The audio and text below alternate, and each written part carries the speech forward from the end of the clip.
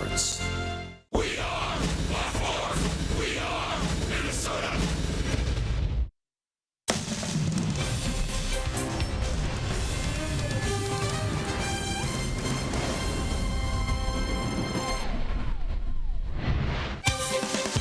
And this Twins-Indians series on Fox Sports North is presented by Ram Trucks, built to serve. Twins hope to even the season series against the Cleveland Indians. Game 2 of 3 between the Twins and the first place playoff-bound, apparently, Cleveland Indians. Jose Ramirez is leading the Indians back into the playoffs, it appears. Also on the leaderboard of a lot of key offensive categories.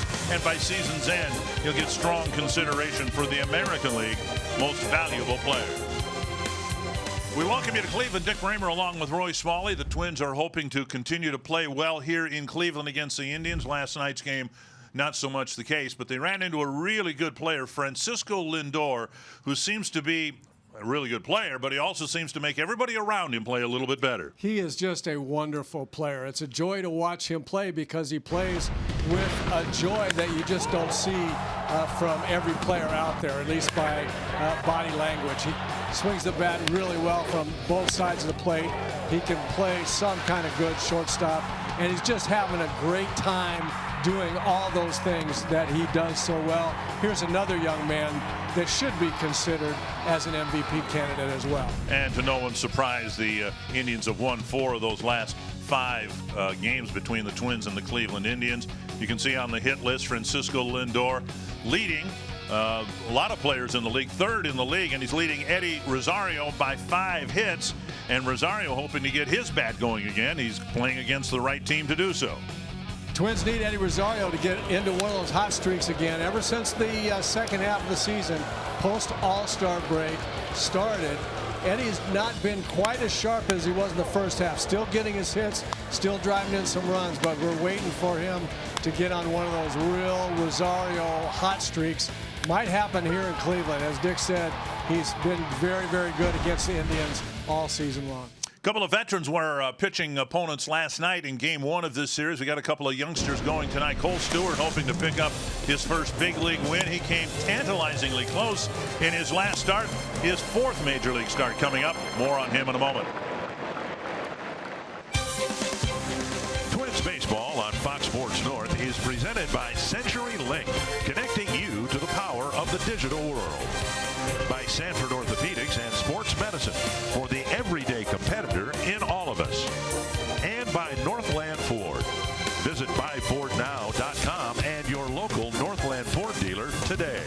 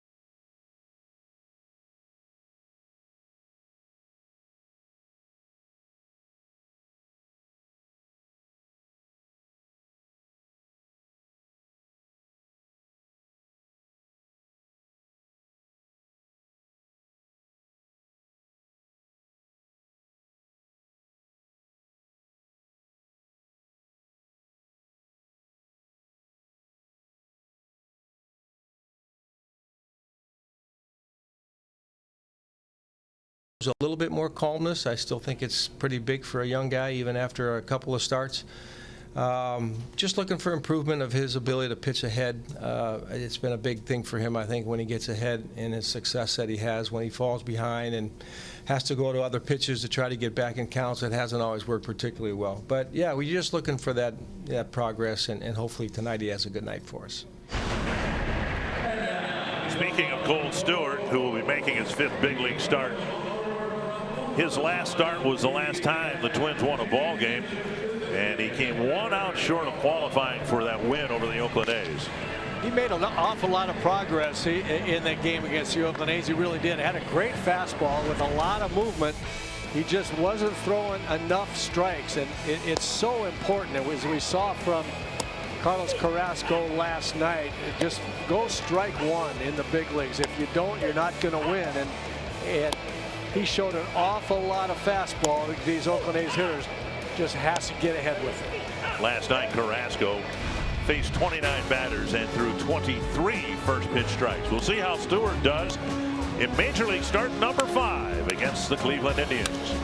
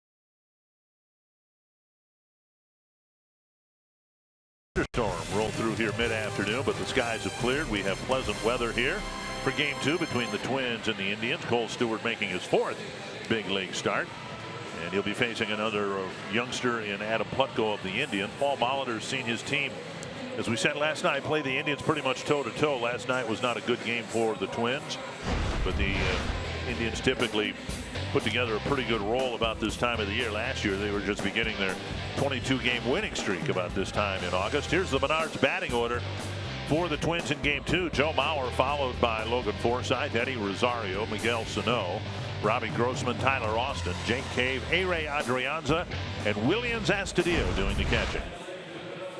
The home furniture starting pitcher for the Cleveland Indians, Adam Plutko, has had an interesting season, up and down, back and forth between the big club and AAA. Pitched great, has pitched very well in AAA, has had a couple of good outings here.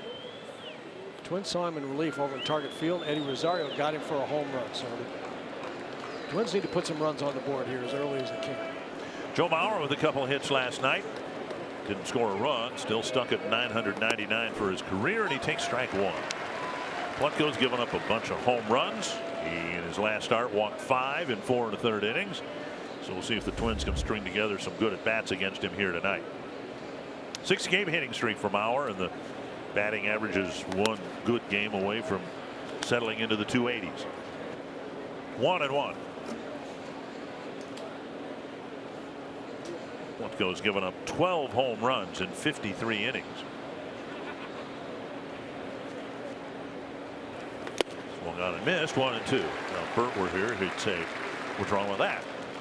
But even at that pace, he would shatter Burt's record for home runs allowed in a season.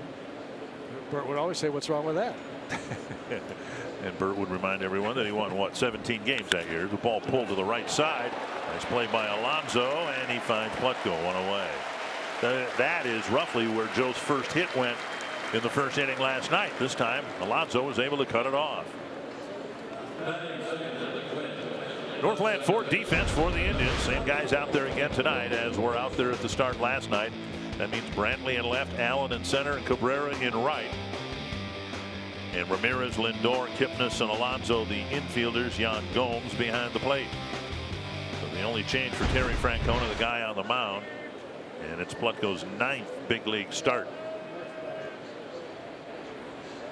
See Lindor with so many of the Cleveland players with the initials LM13 on the cap.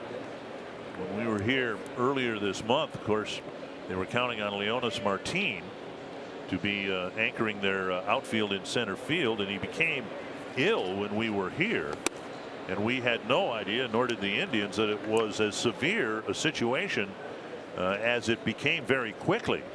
An infection, an internal infection, and Martin was, by the time we got to Detroit, fighting for his life. Yeah, very, very scary situation.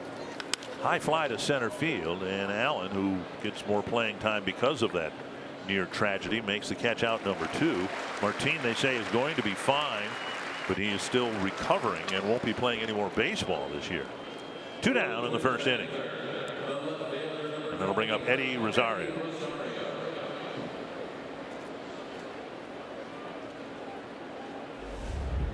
And this Twins lineup would look a whole lot better with a hot-hitting Rosario in it. It's been kind of a steady decline in terms of batting average and production over the last 3-4 weeks. Pull shift on for Rosario.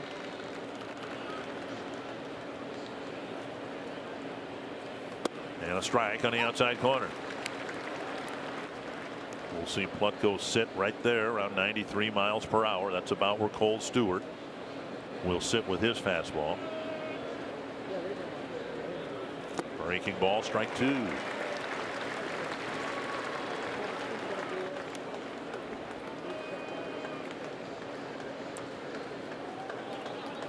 Stewart hoping for some early run support like he got in his start against Oakland. 2 strikes. Pop up center field again. Allen coming in. And a quick 1-2-3 inning for Adam Plutko.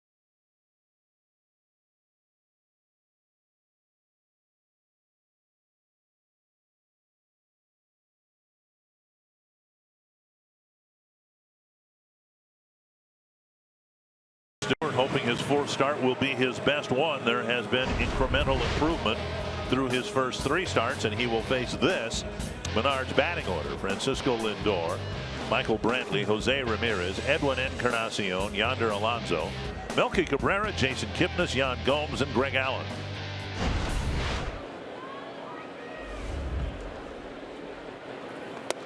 And a first pitch strike to Lindor, 0-1.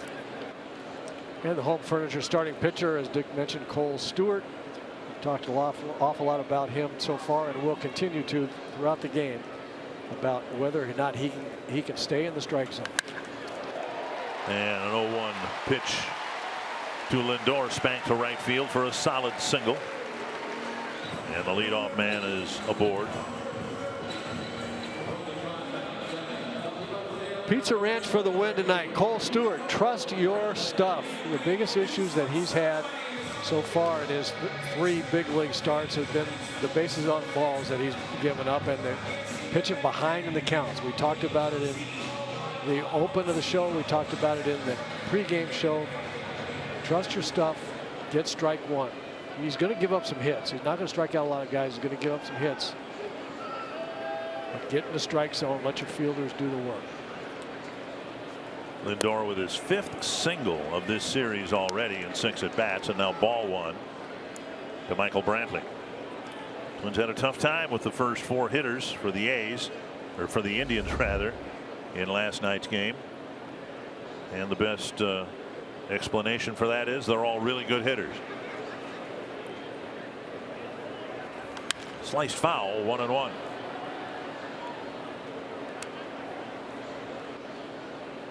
Well, the first 4 hitters in the Cleveland Indian lineup are all bona fide 3rd and 4th place hitters.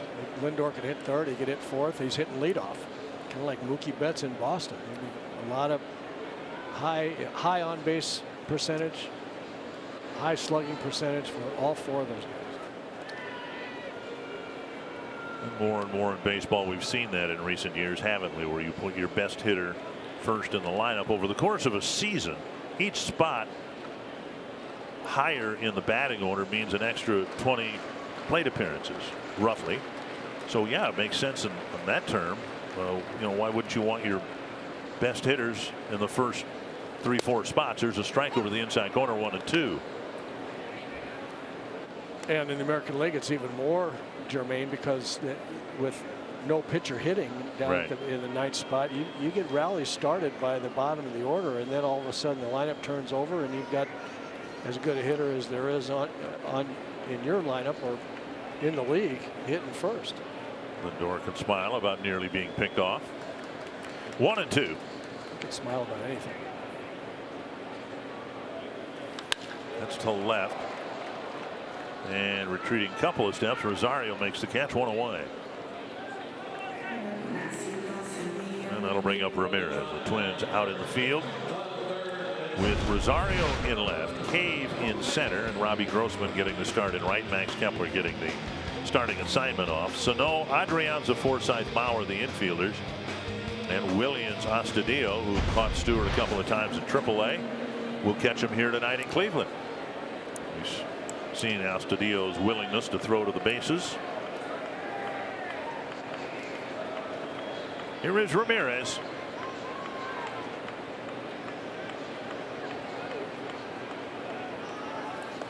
Having what I would imagine is a switch hitter's dream season. He is hitting .291 right-handed and .292 left-handed. Terrific hitter. Just a terrific hitter. Obviously, both sides of the plate. .607 slugging percentage. You don't see that very often.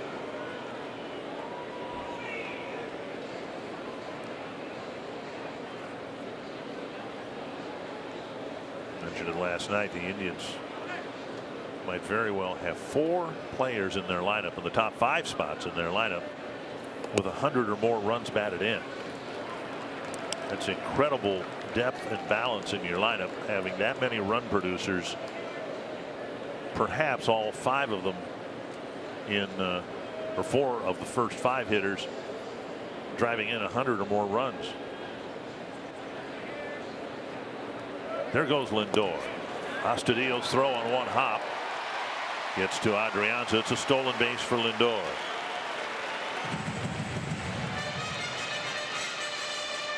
And more of the same for Cole Stewart.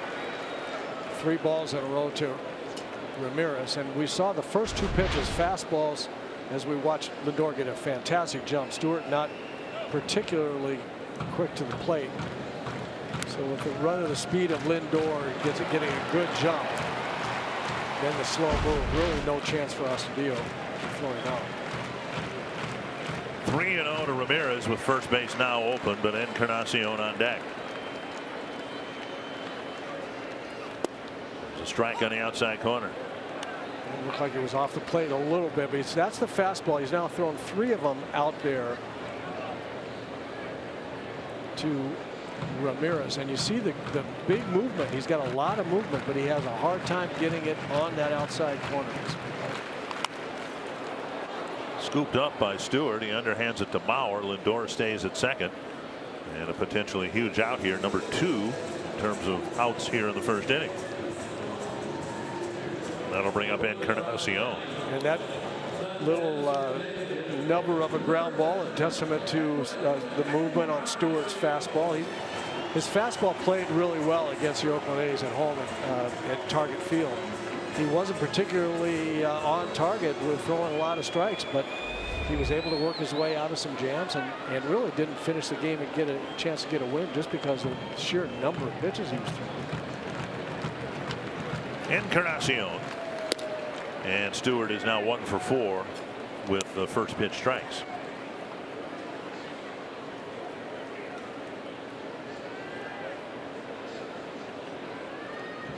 The parrot costumes in honor of Encarnacion's home run trot, where he has his right arm serving as a perch for an imaginary parrot. He got that from you, didn't he? Weren't you the first one to do that? I was not. 2-0.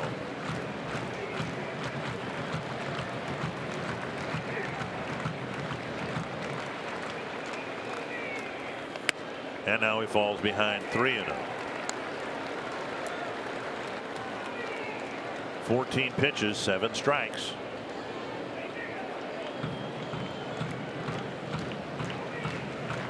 Trying to strand Lindor at second base.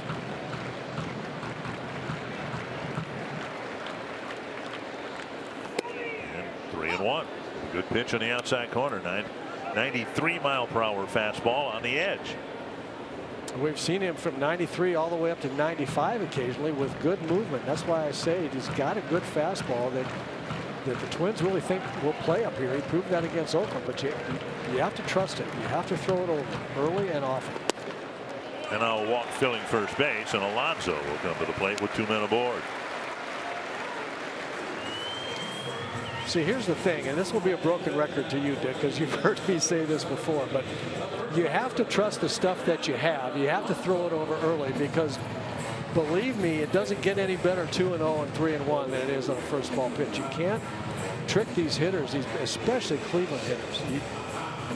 You can't all of a sudden come up with something. You throw 2 balls, go 2-0 or 3-1, nibbling around, not wanting them to hit it, and then come up with something special to get them out 2-0 and 3-1. It just makes them better. Might as well find out early.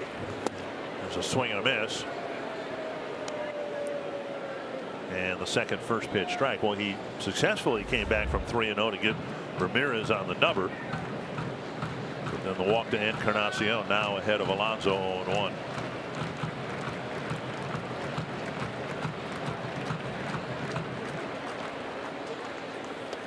Fastball missing inside.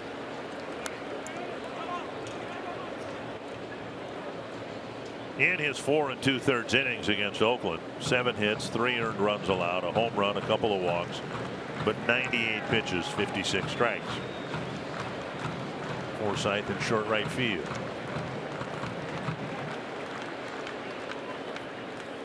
Right down the middle with the fastball. And it's 1-2. 20th pitch of the inning coming up, and Stewart hopes it's his last.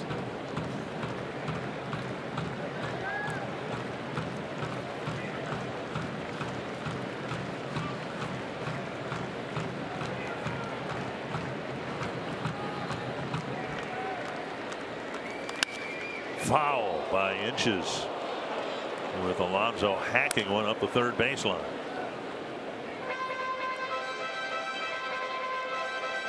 Defensive 2-strike swing there by Alonso almost paid dividends. Just fighting that sinking fastball, the ball moving away from him, looking for to hit, protect, hit just about anything he throws up there, and slash it down the third baseline. Almost got himself a big RBI hit.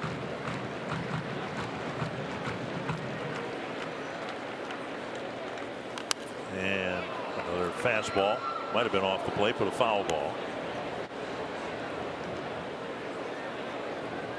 And Kyle Gibson ran into that a little bit last night too, particularly with Encarnacion in the first inning. A long battle, a lot of foul balls.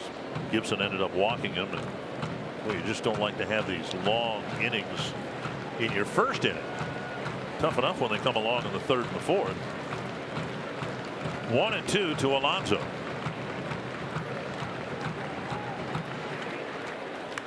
Base hit center field. Cave charges and overruns the ball. Lindor will score, and to third goes Encarnacion. Well, the Indians strike first on a 2-out hit from Yonder Alonso, his 75th run batted in of the year. Might be an error on the play, allowing Encarnacion to go to third. We'll wait and see. See him trying to go to the outside corner there. Pretty good hitting by Alonso. The ball had pretty good movement, 94 miles an hour. And there, Jake overcharged a kind of a tough in-between hop there. Didn't come up with it.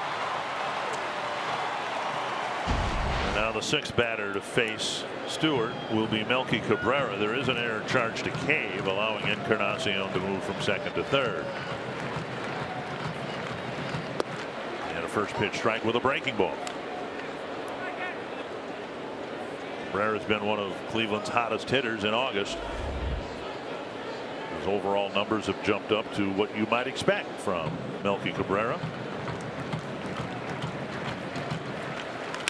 Base hit left field, and it's 2-0 Cleveland. So veterans Alonso and Cabrera touch Stewart for a pair of 2-out RBI singles.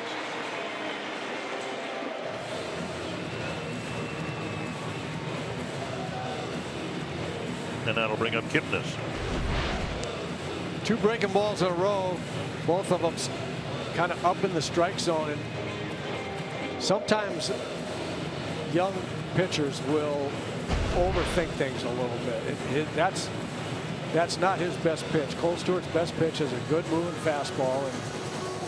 And yes, these Cleveland hitters can hit. They can hit a fastball, but they're going to hit hanging breaking balls, especially when it's the second best pitch in your arsenal.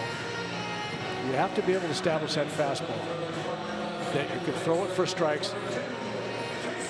Probably the biggest pitch to Alonso was the one he missed, and you could see Stewart disgusted with himself. He was trying to come in on Alonso, threw it outside. It was about the 4th consecutive fastball he's thrown away from Alonso. Alonso finally got one on the outside part of the plate just because that's where he was throwing. He was looking at it. Kipnis takes a strike on the outside corner. In the inning, 3 singles, a walk, a stolen base, an error, and so far a couple of runs for Cleveland.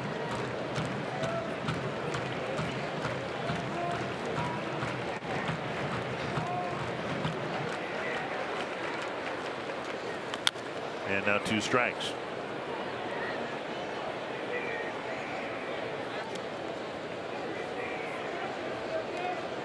Indians are hoping that Kipnis can find something in a hurry. It's been a season-long slump for him.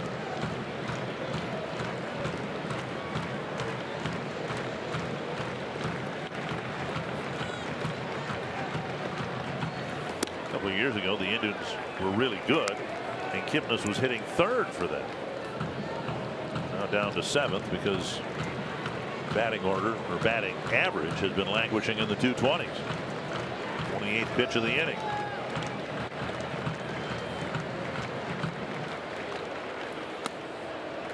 Now 2-2. You see the message from Garvin Olson, the pitching coach, when he went out there. Since his trip, Stewart's thrown 4 consecutive fastballs. That's the message. You have to establish that pitch before you can go to something else. Fouled wide at first.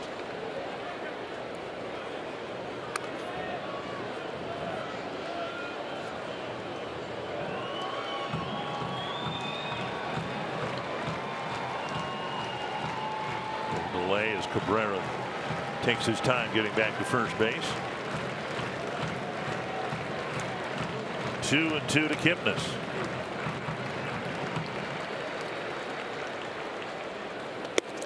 And now a full count, and Alonso and Cabrera will get early starts from their bases.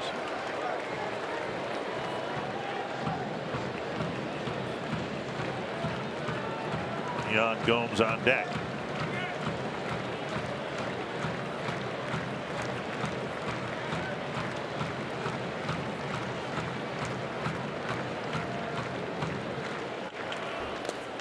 That's to the backstop.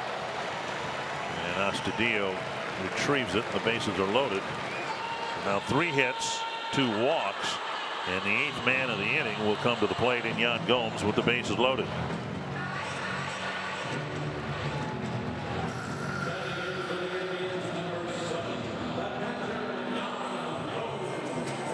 And Stewart's already thrown 31 pitches.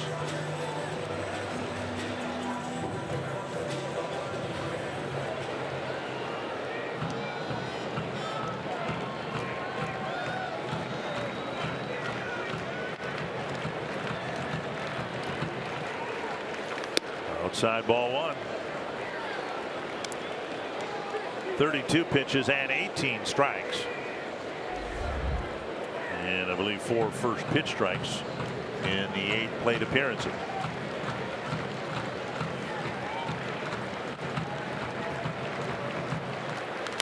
Popped up foul and out of play.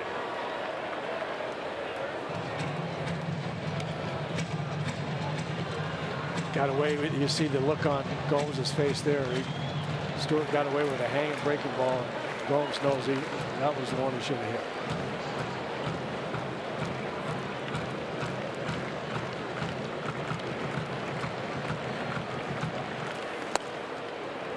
Just off the outside edge, now 2-1.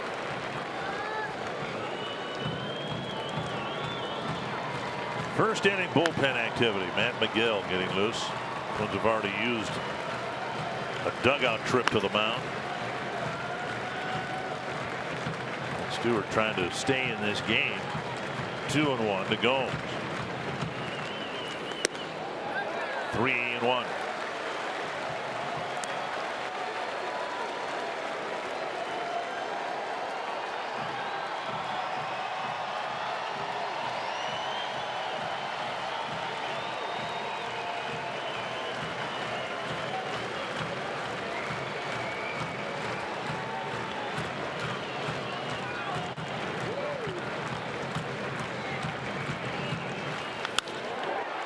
Sano gets the first hop and fires across. The Indians get 2 but leave 3, and Stewart survives a wobbly first inning.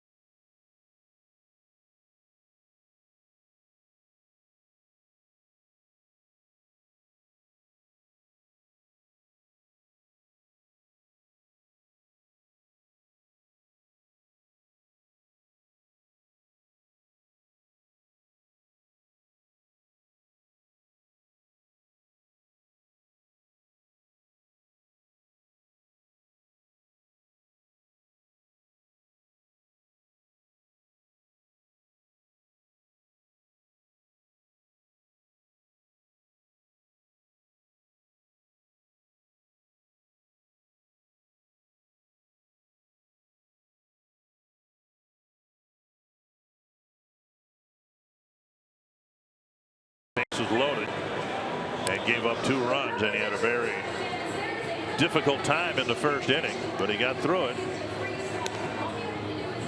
Sanford Health Injury Report. Roy, you said last night Indians really need to get Andrew Miller squared away. Well, instead they had to put him on the disabled list for the 3rd time this year. That's not getting squared away.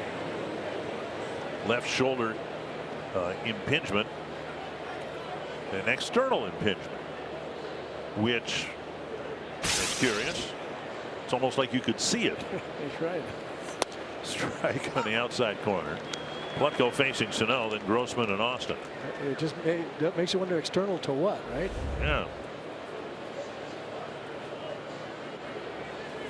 Swung on and missed. 0-2. Plutko hardly struggled in his first inning. He only threw 10 pitches to go 1-2-3. And he gets ahead of Sano. 0-2. Just seeing an awful lot of swings and misses again by Miguel.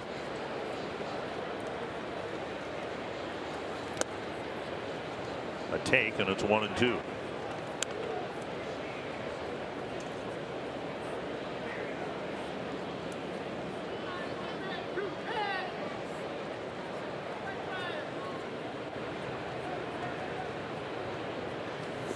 Two and 2. Sano drew a couple of walks in the ball game last night. His last 2 plate appearances. You big believer in a hitter who is slumping, just seeing a lot of pitches can help? Yeah, it does. Breaking ball got him. And that's the first strikeout for Adam Plutko.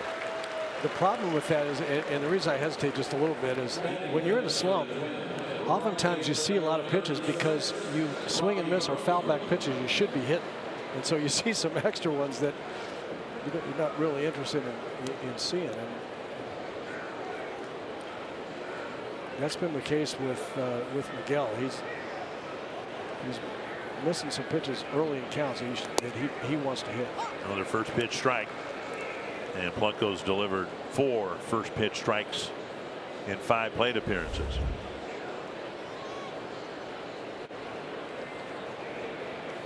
Ooh, that hit Grossman, and he'll go to first. An apparent glancing blow. And Grossman's at first for Tyler Austin.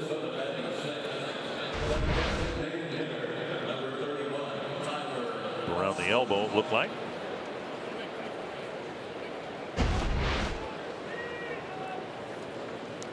And we'll bring up Austin. 0 for 4 with 3 strikeouts in the game last night.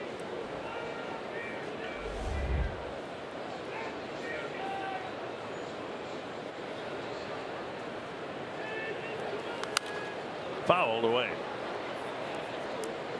Interested. I've been watching Plutko's fastball. I was talking with Twins hitting coach James Rousen today before the game about Plutko and what they've seen. And he said his fastball can be a little sneaky. It looks like the ball gets on hitters more quickly than they're expecting. We're only seeing 90-91, and yet James is so far is right that hitters are reacting like it plays 2 or 3 miles an hour faster. Speed pitch gets a swing and a miss, and Austin's behind in the count. 0-2.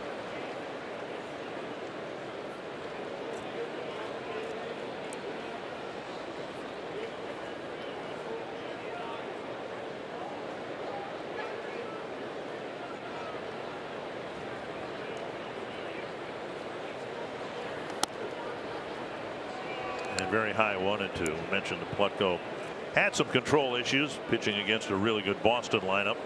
5 walks and 4 1/3 innings.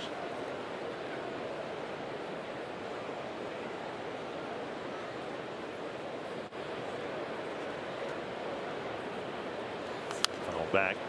Plutko from that Southern California baseball powerhouse, UCLA. Who's that?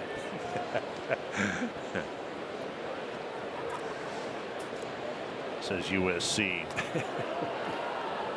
Baseball icon Roy Smalling. 1-2 to Austin.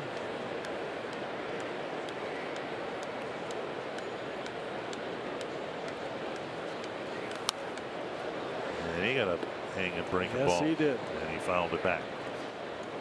Austin's been pretty good at hitting mistakes, though. He's a strikeout-prone guy as well. Power hitter. And can hit the ball out of the ballpark anywhere in the ballpark. Will strike out a lot, but he's been pretty good at hitting balls that are, what players would call cookies, but balls that are either hanging curveballs or fastballs down the middle. Get him out with tough pitches, but he's been pretty good on the ones he ought to hit. And he chases upstairs a fastball. Strikeout of Olson, out number 2. That'll bring up Jake Cave. And that's kind of what we're talking about there. He missed a few fastballs, 90, 91 miles an hour, which is certainly not too much velocity for Tyler Austin. But especially when the ball's high, the ball has a little extra life somehow. And it's deceptive to hitters. That's what James Rouson was warning about. I'll bring up Jake Cave. Ninth inning home run last night, the only run the Twins scored. Hit it against Dan Otero. Another first pitch strike for Adam Plutko. It's almost like they've said to the pitchers in Columbus, look, you want to pitch for the big league club, you got to throw that first pitch over for a strike. Carrasco was brilliant at it last night. We've seen Kluber do it, Bauer. And now outside, 1-1. Well, the really good pitchers, the guys with good stuff that have 2 or 3 pitches they can throw at any time, when they go strike one, they're as dominant in their thinking from there on as hitters are when they get 1-0, 2-0, 3-1. Check swing taken for ball 2. And that's the play between the pitcher and the hitter. If a pitcher goes 0-1 all night long, chances are he's going to win the game. And if hitters are going to hit 2-0 and 3-1 all game long, they're going to win. Well, now Cave up there with a 2-1 count. And now 2-2.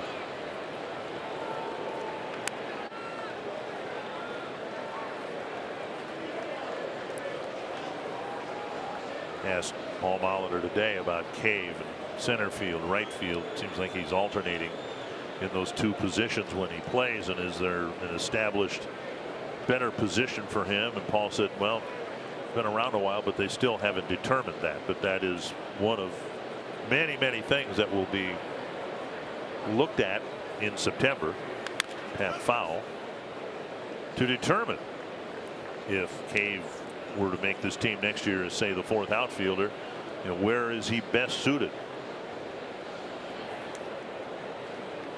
If he makes the first 3 outfield positions. Is he a right fielder? Is he a center fielder? Is he like Kepler? He's pretty good at both spots. Battling Plutko here. Another 2-2 pitch to left field. Brantley retreating, still going back. Now on the warning track, it one-hops the wall. To third is Grossman, and he'll be held with the ball thrown directly to Lindor. And Gene Glenn had no choice but to stop Grossman. Lindor would have thrown him out by about 15 feet. Good at bat for Jake Cave, and a double to the opposite field.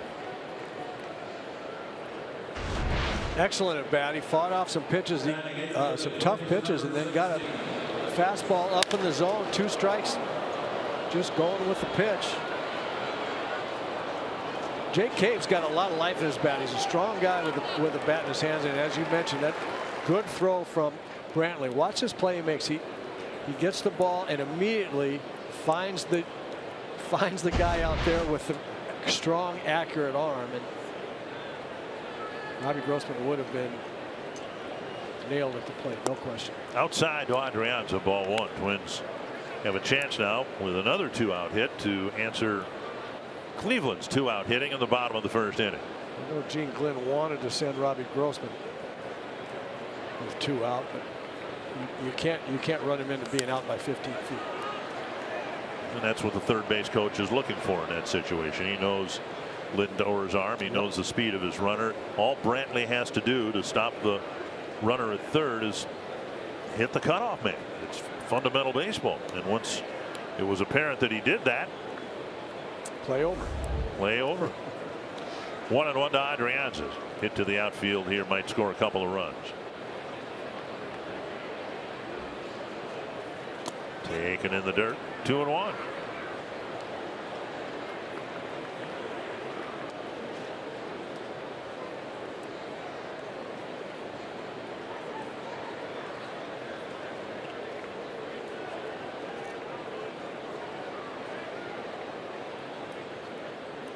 Indians enter play tonight with a magic number of 18.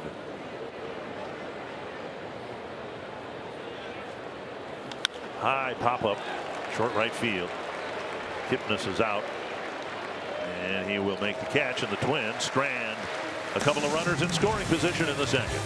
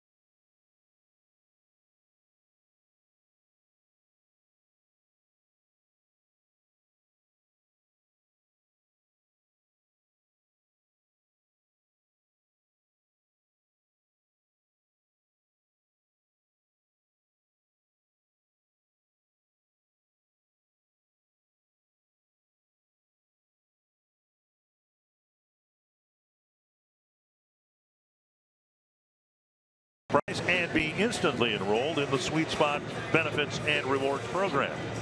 Benefits include a 10% discount on food, beverage, and merchandise, early entry on select dates to watch Twins batting practice, and much more. Visit twinsbaseball.com/season tickets to learn more. Greg Allen will lead off the second against Cole Stewart, and there's the first pitch strike. Allen, yet another Cleveland switch hitter. He's hit much better from this side of the plate than the right side. And he does get a chance now that he can take advantage of, at least for the time being. The Indians are going to go with what they have. They've had some injuries to Bradley Zimmer, Tyler Naquin, some others that might fit into the outfield mix with the August waiver trade deadline expiring here in a few days. Fouling the pitch back now 2-2. Some thought that Josh Donaldson, the Blue Jays are trying to prove is healthy, could clear waivers, and that the Indians might pick him up, move Ramirez to second, move Kipnis back to the outfield. So now today, Donaldson was scratched in Dunedin because his calves are barking again. So that won't happen. 2-2.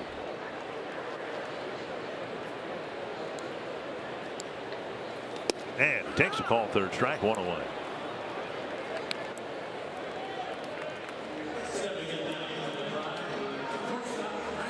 Well, better at bat here by Cole Stewart to start the second inning. 4 strikes. You see that good movement on the fastball. You have to throw it in there.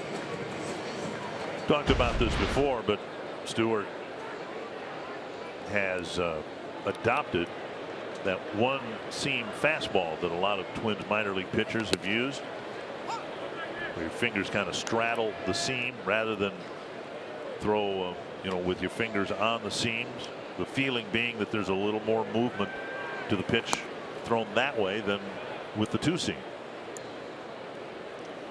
So the middle finger is on. If you can imagine the baseball and the two seams that are closest together, the middle finger is on the right-hand seam, and the left finger is in between the two seams, just on the covering of the ball, not touching one of the seams. And that's exactly right. The sense is that, the feeling is that when the pitcher throws that off of that seam that his middle finger is touching, he gets more over the top movement or grip, and it gets that kind of action. Oh, what a play nice by play. Logan Forsythe, going to his right, backhanding the second hop and throwing across his body for out number 2. So anytime you see a hitter, especially a good hitter like Lindor there, Ramirez in the first inning, hit over the top of it that severely, you know the ball's going down quite a bit. You see it here, the ball sinks. Lindor hits a 3-hopper, Forsythe all in one motion. Makes a very nice play to get a speedy runner from the left side who gets down there even quicker from that side. Brantley, who has made the only fly ball out so far against Stewart. Just outside, ball 1.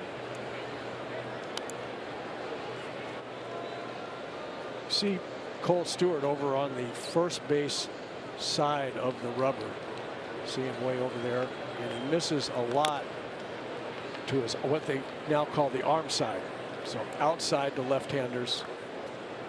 That's his right arm side miss. Outside to left-handers, inside to right-handers. I will bet that there will come a day when he moves to the other side of the rubber. Okay.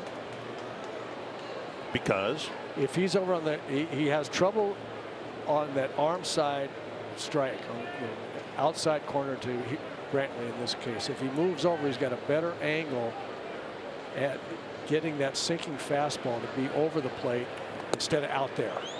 just missing, but 2-1. That might have been a change up there. We've seen a couple 87, 88, and I'm not sure whether that's his changeup or the one seam fastball that he's trying to get to sink more. Bauer with a nice backhanded pickup. And Stewart to the bag, a strikeout and a couple of ground ball outs, and a much cleaner second inning for Cole Stewart.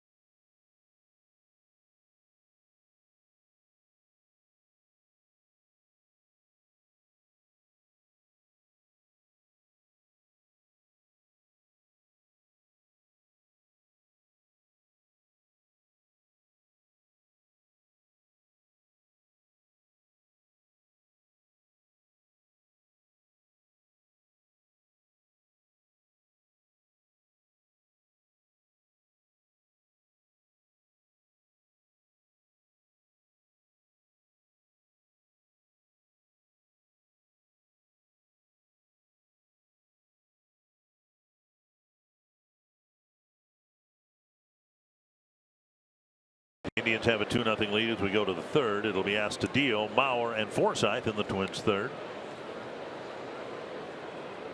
Second game that Astudillo has caught since Bobby Wilson went on the disabled list with a sprained ankle. Down and away, ball 1. The Twins and Stewart could really use some runs here. Big inning. Get the sense that they're back in the game. Cole Stewart a little bit. That'll help. A deep drive to left field, and Astudillo, it's a home run. His first big league home run, and the Twins are on the board. good for him. I really like this young man. He just goes out there and plays his game, the same game he's been playing in the minor leagues for years and years and years. He's not afraid. You throw the ball up here, I'm going to take a big hack at it. And when I'm playing a position, I'm going to play it to the best of my ability and let the chips fall. Has to deal with his first big league home run. Congratulations. And he's not getting the silent treatment. I like that. Congratulate the young man for all the years he spent in the minor leagues, and now he gets to the bigs and hits a big fly. Fouled back by Mauer in a 2-1 game. Mauer hit a ground ball toward right field, and Yonder Alonso made a nice play to turn it into an out.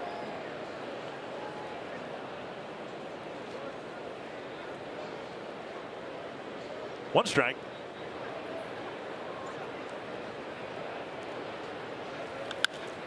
Right center field. Allen puts it away for the first out.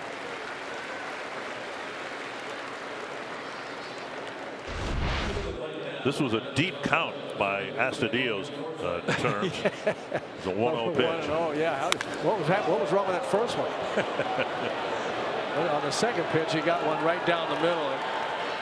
It's interesting. We talked about the hitting coach James Rowson saying that Plutko's fastball up seems to fool hitters, and we've seen it now 3 or 4 times.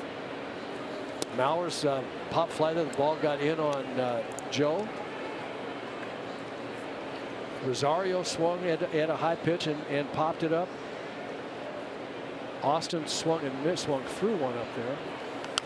Fouled away 1-1. So I think James Rowson was on to something here before the game, and he said to me, and you can imagine how much I love this comment. James said, I know that everybody's trying to launch the ball from low to high and everything, but I really think they either have to take that high pitch or else really figure out a way to get on top of it, because it's not going to work trying to hit that ball in the air. And so far he's been prophetic with that. We'll continue to watch and see if the Twins have trouble with that high fastball. Forsythe fouls one again. 2-2.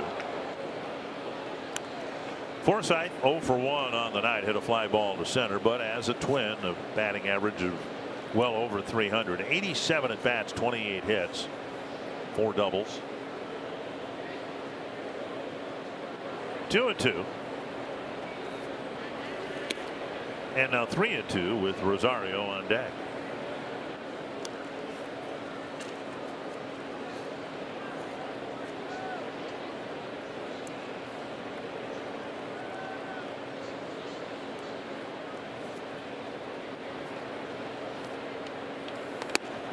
Close, but just missing, and Forsythe takes a walk. And now Rosario. The train, Carl Willis, back with the Indians as their pitching coach.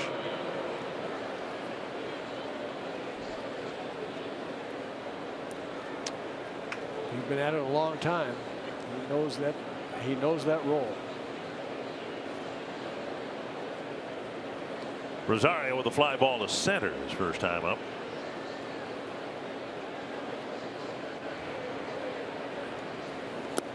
Down low, ball 1.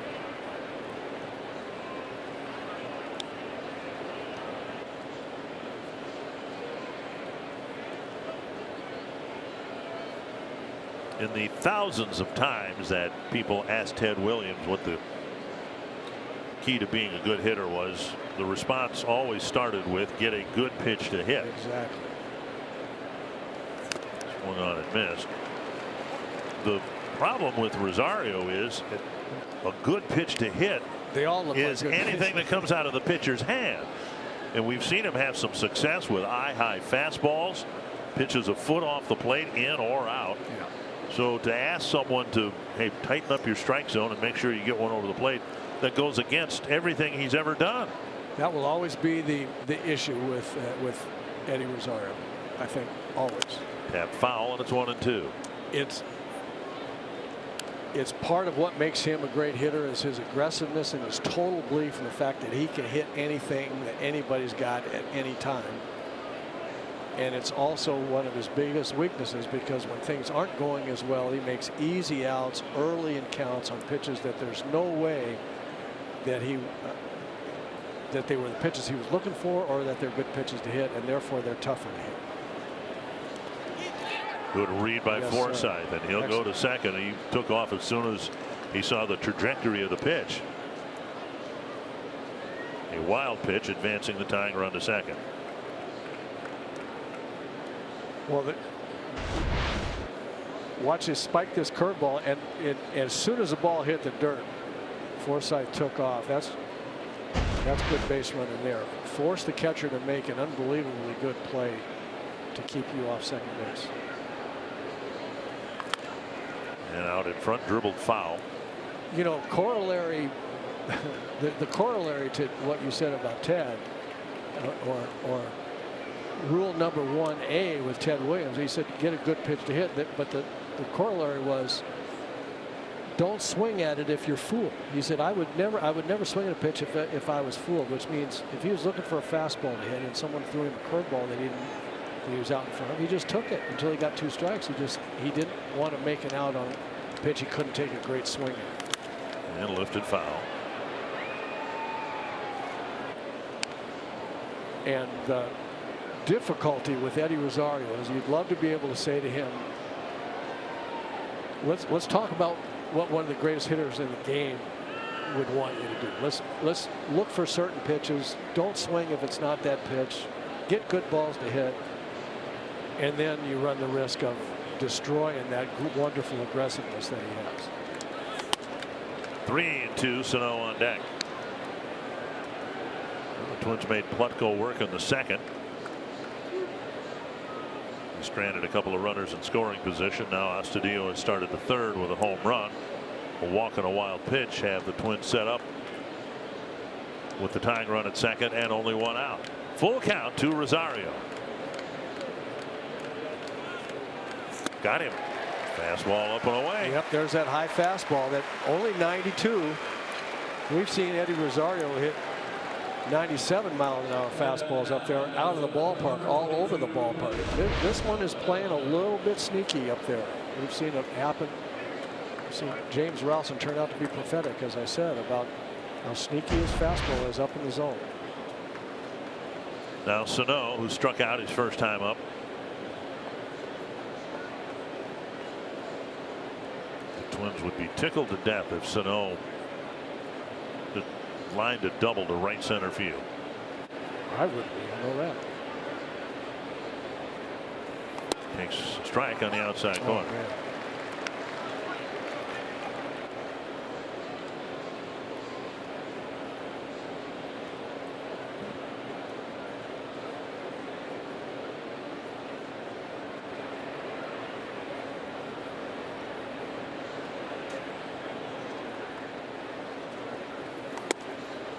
Oh my.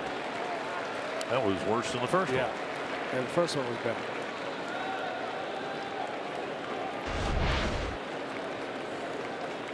Six inches outside. 0-2.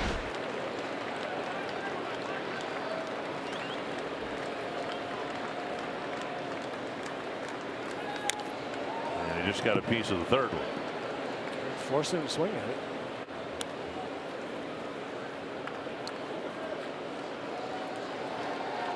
Ed Hickox has plate duty. Gabe Morales is at first. John Lipka is at second, and Jerry Meals at third.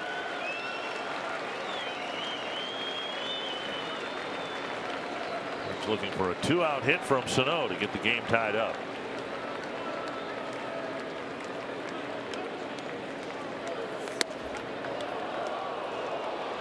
Just missed 1 and 2. So all the pitches, all of them, have been away.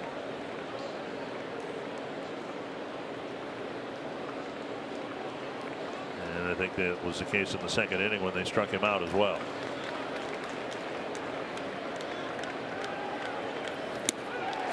Breaking ball got him. And the Twins get one on the Astudillo home run. They leave Forsythe at second. It's 2-1.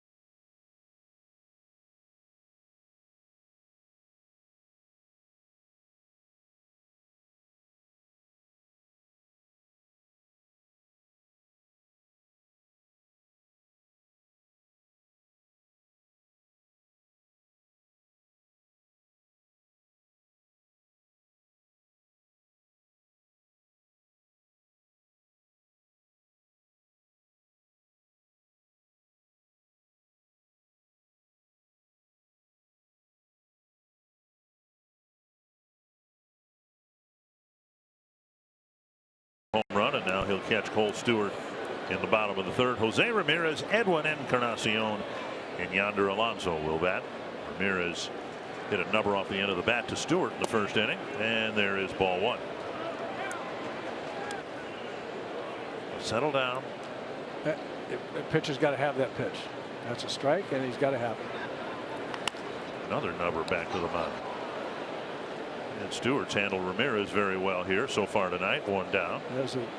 Those one-seam fastballs that we were talking about that are going down hard, and Ramirez has swung over the top of two of them.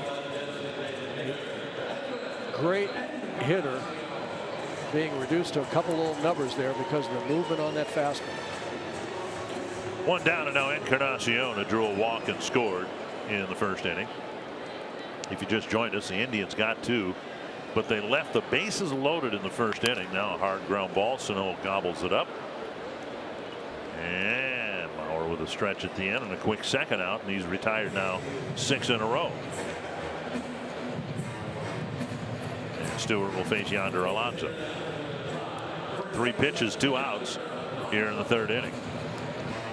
Well, nothing could have been better than to, you mentioned the number of hitters, Cleveland hitters, that Cole Stewart has gotten out in a row. And the fact that they included Lindor and Brantley and Ramirez and now Encarnacion, that's got to give him an awful lot of confidence. Strike on the outside corner to Alonso. I believe it's very easy for a young pitcher to sit in the dugout and watch one of his teammates like Kyle Gibson, who's he knows has pitched terrifically well this year. Strike 2. Give up runs to the Cleveland Ball Club, and you sit over there as a young pitcher and you say, you're thinking to yourself, try not to be overly impressed, because if you get overly impressed with how good Cleveland is, then you go out there and have an inning, a first inning like he did, where it just looked, he looked tentative. He didn't want to throw the ball over. But since the first inning, he has attacked the strike zone much better. His body language looks better. His arm angle is better. He looks like he has a chance to throw strikes with his stuff now. You can't give hitters too much credit. You have to understand that they're good, but you have to understand also that if you make your pitches, you're going to get them out. That's basically what you mean when you say trust your stuff. Trust your stuff. What got me here can keep me here. 2-2. Be a tough play. Sano charging, barehanding, firing, and he gets Alonso by a couple of steps. Good play by Sano, and another 1-2-3 inning for Cole Stewart.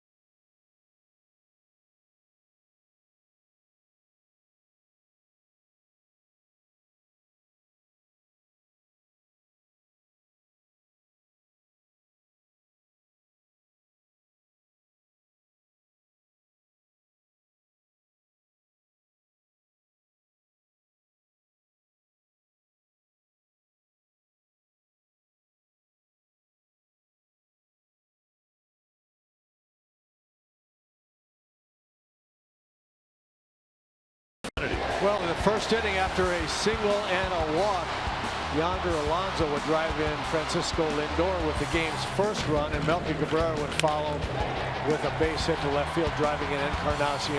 The Indians would be up 2-0 after the first inning. The Astudillo stuffed up there, 9th place hitter, drilled his first big league home run in the top of the 3rd inning to get the Twins within a run. That's where we are, 2-1. Grossman spins it foul over the screen.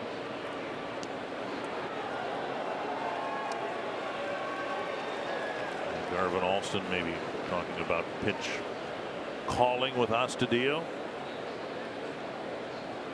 1 strike to Grossman, hit by a pitch. He was the first Twins base runner in the 2nd inning. Up and away, ball 1. The other thing I talked with Garvin Olson about with Cole Stewart is, speaking of the catchers, have you talked to them at all about, because his ball moves so much, just sitting more in the middle of the strike zone and let the natural movement of his fastball take it to the corner, rather than sitting out in the corner and then watching the movement take it outside? And he said, who you been talking to? I said, well, I'm not talking to anybody. I'm watching his stuff, and it seems to me like he ought to go. He said, well, the reason I asked is because that's exactly what we're telling the catcher. Sit down the middle. Sit down the middle. His stuff moves. Pitch is up to Grossman, and it's 2-2.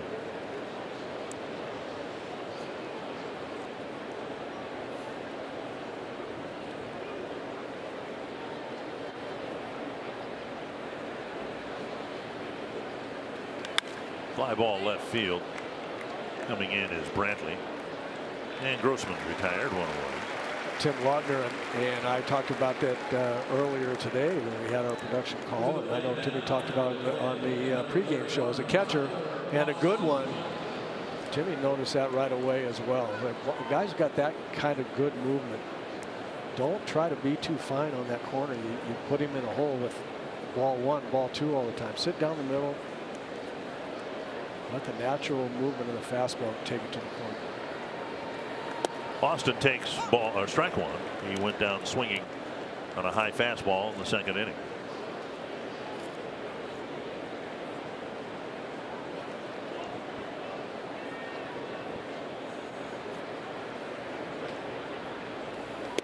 Just outside, 1-1. Astudillo's home run, the 13th allowed by Plutko, and now 56 and a 3rd innings.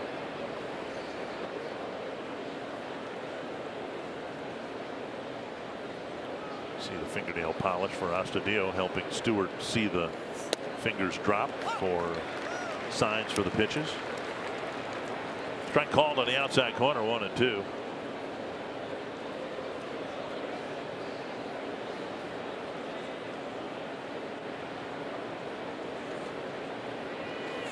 Fouled away over the Twins dugout.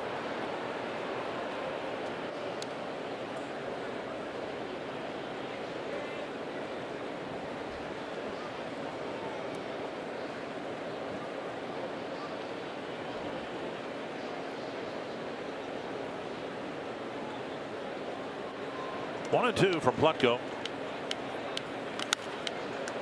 Right field line, chased by Alonso and Cabrera, and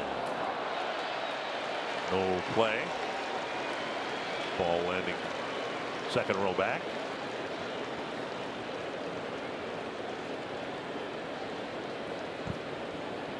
Talked last night about the Twins and how they still have hopes of finishing with a 500 mark.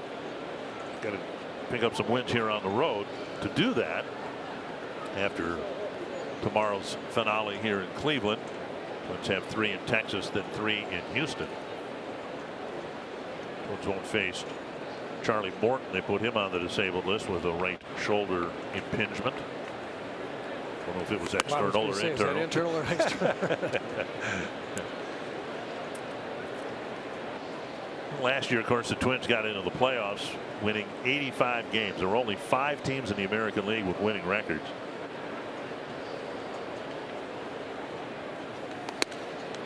Right now there are 7 teams in the league with winning records, and they're all on a pace to win more than 85 games.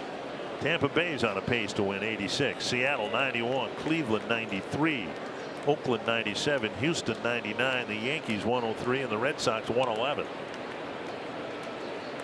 Full count, and he takes a walk. So it's never a good year to have a bad year like the Twins are having this year, perhaps even a losing year. But last year was a really good year to win 85 games because it was enough to get into the playoff field. And into the wild card game. Here's Jake Cave. And right now, Seattle's on a pace to win 91 ball games, and they won't get in the playoffs. Second wild card team would be Oakland with 97. That's the pace that they're playing at right now. That was coming into play today. There's a ground ball towards second, high hop for Kipnis, and the ball juggled, and the out is recorded with the ball dropping on the exchange. So Cave will reach in a fielder's choice, and that'll bring up Adrianza. Paul Molitor wants to take a look at it real quick to make sure that what they're seeing on the replay is that Lindor actually did have full control when he was on second base. You see the throw here from Kipnis. He comes across the bag. Yeah, and it was the exchange. Were his feet on the bag? Oh, well. You know, you can't. The neighborhood play is gone now. Vicinity. Yeah. Cave's aboard. We'll see if they try to move him here. Gomes with a really good throwing arm. Adrianza made the last out of the second inning. He came up with runners at second and third and 2 down, and hit a pop-up short right field caught by Kipnis. Deep to right, but foul. Strike.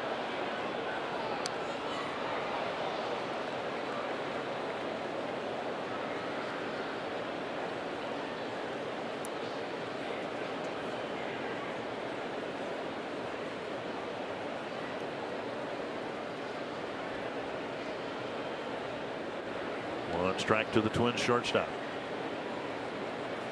Jorge Polanco was less than confident last night that he felt well enough to enter the game, although Paul said they could have done it if they needed to. And based on that, they decided to hold him out of the starting lineup one more game, but deemed him fit for play. I talked with Jorge today while he was taking in between sessions in the batting cage. Said he was good. He said he felt fine. Taking low, 2-1.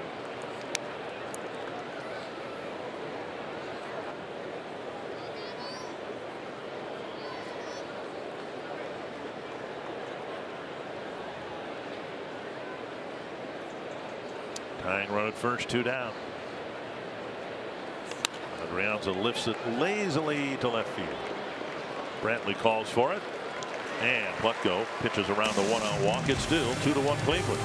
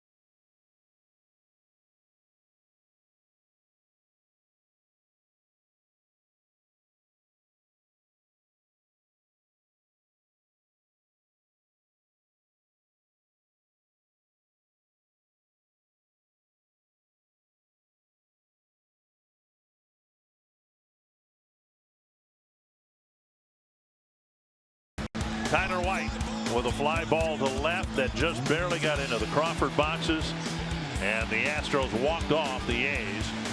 The 81st walk-off home run in baseball this year, and that is a new record.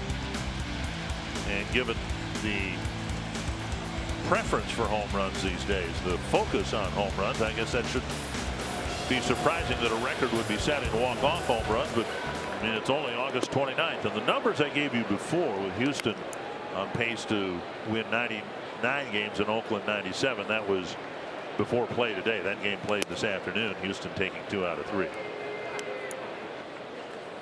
2-0 now to the leadoff man in Cleveland's 4th inning, Melky Cabrera, now a strike. Cabrera drove in a run with a single in the 1st inning.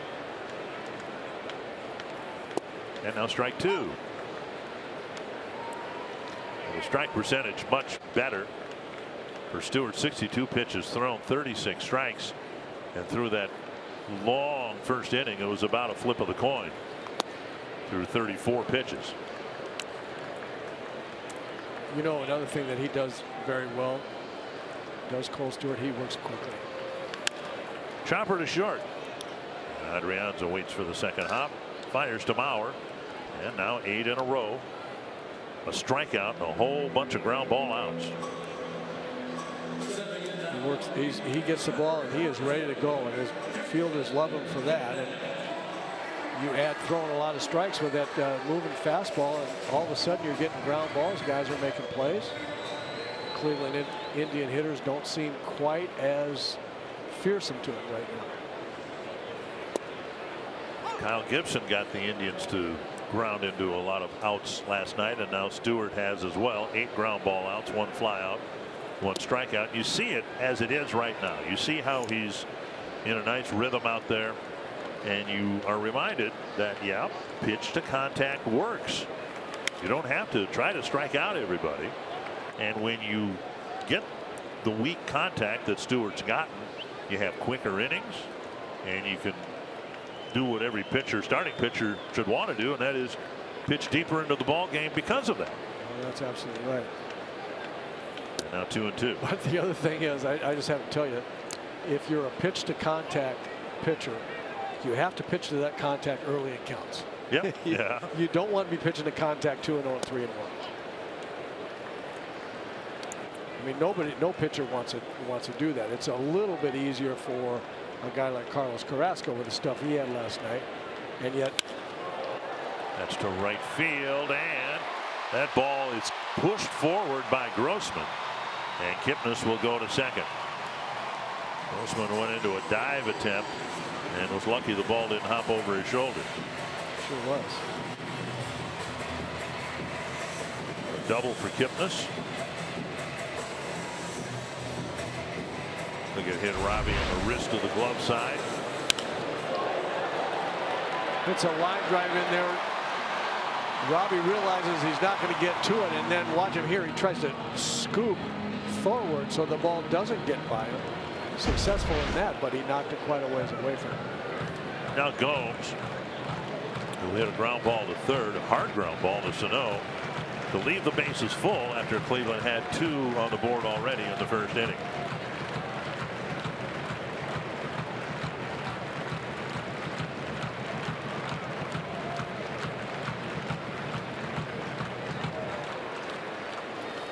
Strike at the knees.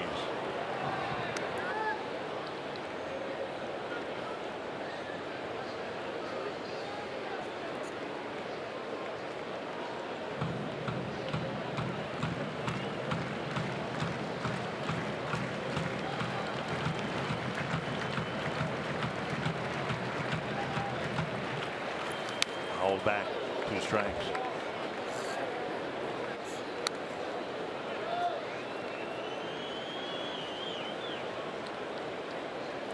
The hope is that Stewart will continue to progress, grow in confidence, and as tenuous as his position in the game was in the 1st inning. Breaking ball missing, and it's 1-2. Good try there. First good breaking ball he's thrown today, out on the outside corner, just a little bit too far out to get Gomes to chase, but a good try. No balls and 2 strikes.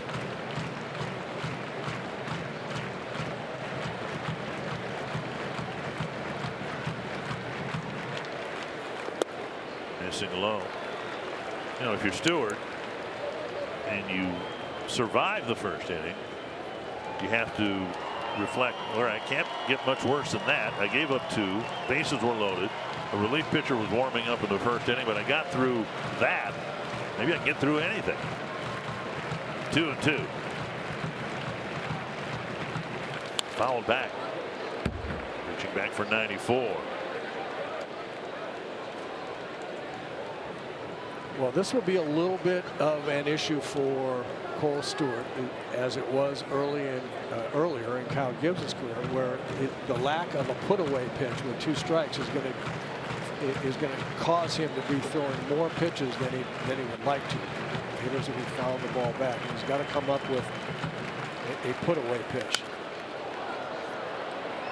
That sinker is very effective as a pitch-to-contact pitch, and that's his #1 pitch. But when he gets to 2 strikes and keeps throwing that, hitters will be able to spoil tough sinkers. And he's got to come up with a breaking ball like Kyle has, some kind of pitch to get him off the hitter off the foul balls with 2 strikes. 2-2. That's the one. That's close. He almost got him off with that one. That was the 0-2 pitch that just missed, and now he came back with it again and got a check swing, and the count is full. The pitch count's up to 77.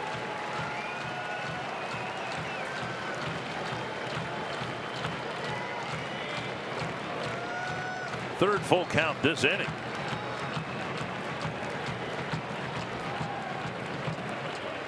Breaking ball lifted foul out of play.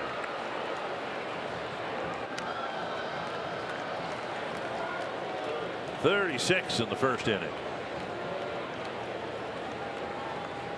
And 20 already here in the fourth.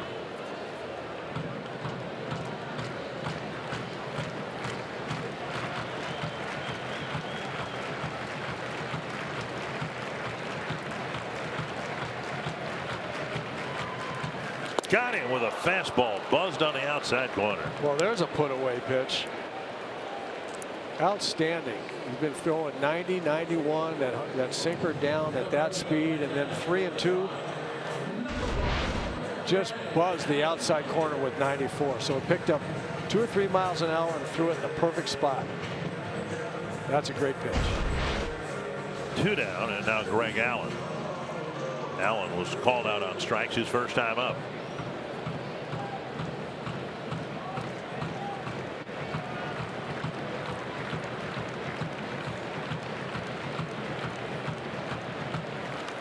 Hack foul.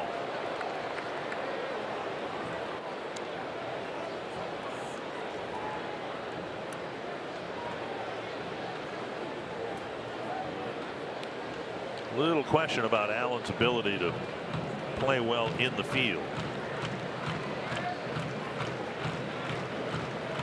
Will he be able to hit?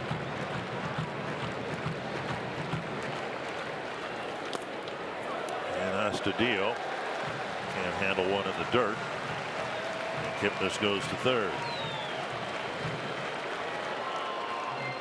I think that ball hit the dirt. Yeah, it did. It looked like Astudillo thought he could short hop the ball, and the ball just didn't quite get to his glove on the short enough hop and hit off the heel.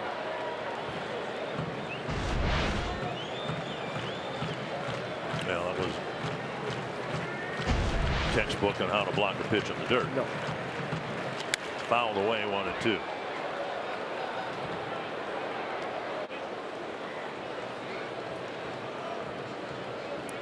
Stewart trying to get the number 9 batter.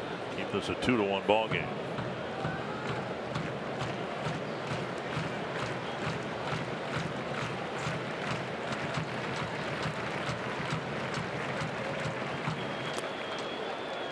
Breaking ball missing, 2-2.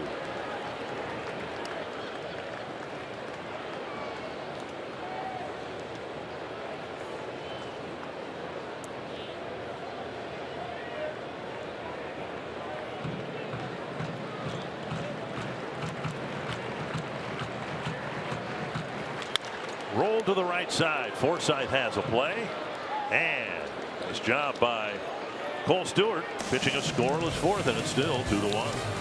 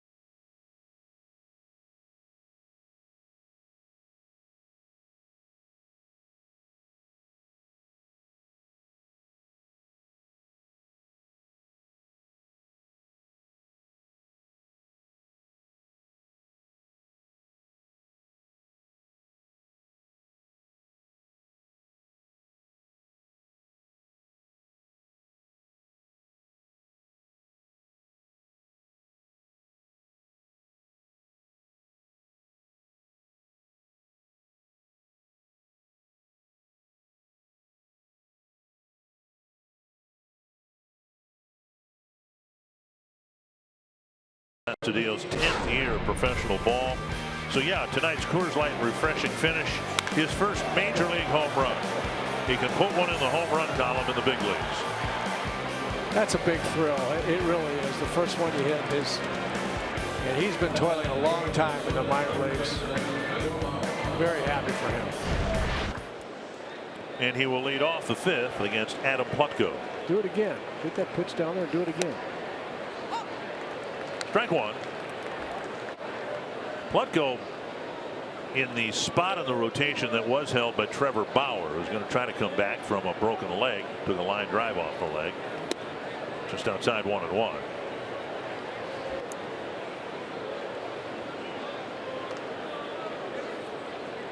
Indians hope to go into the playoffs with a rotation of Kluber, Bauer. Ball hit to right field. Chasing it to the corner is Cabrera. Makes the catch one away. And then Carrasco and Clevenger. One down. Bauer to the plate. And tonight's BP brighter picture. Joe keeps passing very big names in baseball as he continues through the 2018 season. 563rd career multi-hit game, passing Tony Oliva on the Twins all-time list. That was last night, looking for his first hit tonight.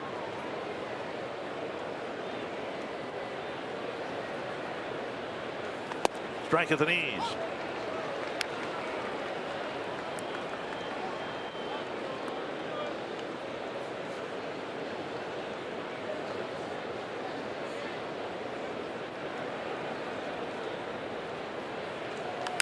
Driven foul, 2 strikes.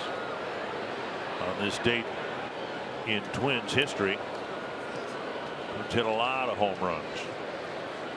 Back in 1963, they had 8 in one game against the Washington Senators. Vic Power hit 2. Harmon Killebrew hit 2. Bob Allison, Jimmy Hall, Bernie Allen, and Rich Rollins all hit 1. Those guys could hit. So far today, just 1 home run. Power pulls it down the line. That's a base hit. Cabrera hustling to the ball, and Bauer hustling to second base.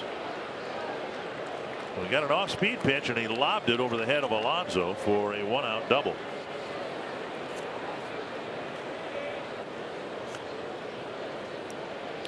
That'll bring up Logan Forsythe. Well, you called it, Dick, a little breaking ball that came inside. Joe throws his hands in and flips the big end of the bat against the end of the ball there, whips it down the right field line. Joe's going for 2 all the way. He knows Melky Cabrera's arm, not what it used to be. Here's Forsythe. Bauer with 3 hits in the series, all to the pull side. And all breaking balls. Yep. 1-0 to Forsythe, who drew a walk. Ended up at second base in the third inning.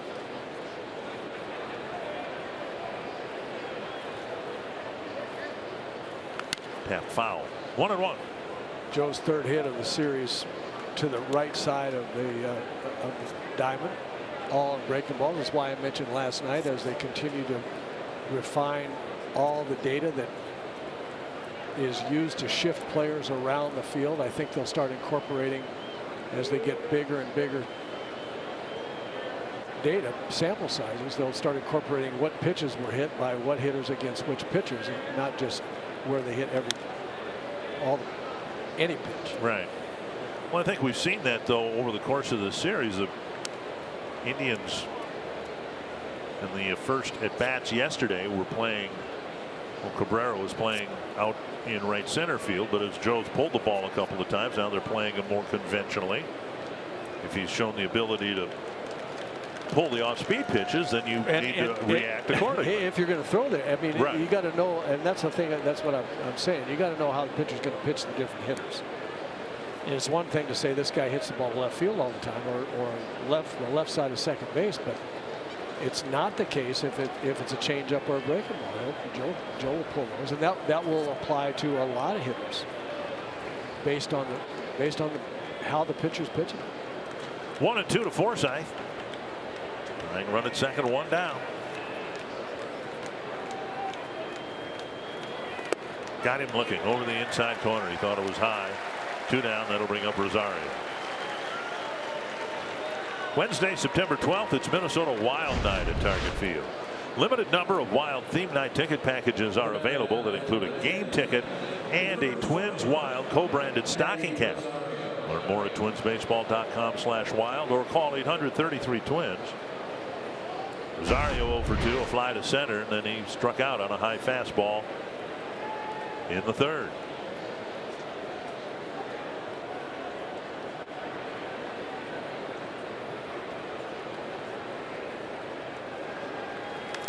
That's hit to center, hit pretty well, chased by Allen, drifting back. He won't get there. Rosario's tied the game with a double to center field, and it's 2 apiece.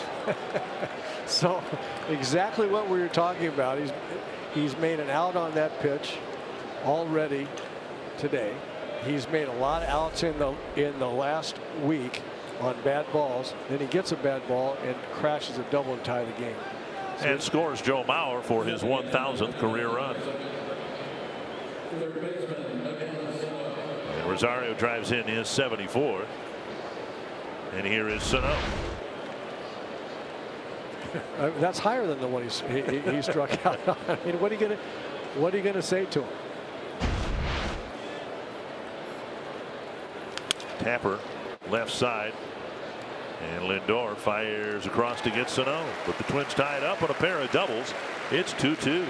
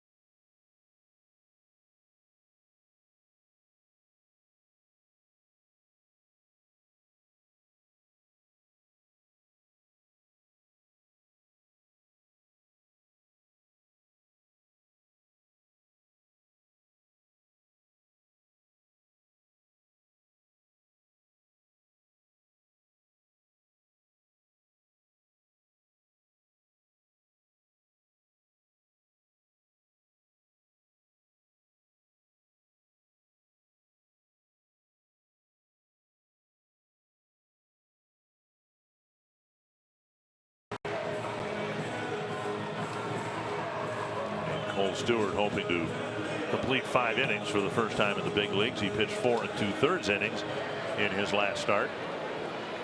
And he'll face the Indian hitters, as good as they are. He'll face them now for the 3rd time tonight. Strike 1 to Lindor. Lindor singled, stole a base, scored a run in the first, then hit a ground ball to Forsythe in the second. Fly short right field. Grossman comes in for the first out. You know, this could be the perfect scenario for Cole Stewart here. Just the game is still tied. He doesn't have a chance to win yet. You got to get through the 5th inning. He's not pitching to win the game, his first big league game. He's pitching to compete for his team, just to keep him in the ball game. Get through this inning. Twins ambush Plutko in the next inning, get him the lead. Then I like the way this could be setting up very well. 1 down, and now Bradley takes a strike. Look at that ball move. That's that one seam sinker that he's throwing for strikes. First pitch strikes have gotten a lot better. A little bit low, 1-1. I can see Cole Stewart. Do you remember Derek Lowe? Yeah. Very successful pitcher for the Boston Red Sox. Starter and closer. Starter and closer. Had this kind of hard sinker ball. Fly to the left field corner. Rosario with the catch, 2 down. Well, he's getting fly ball outs now, but who cares? They're outs. Fly balls on the breaking ball. With that fastball just continues. They continue to pound it into the ground, and I can see Cole Stewart at some point in time becoming a Derek Lowe kind of pitcher with that hard sinker. If he can come up with an effective breaking ball to complement the sinker, one that goes the other direction.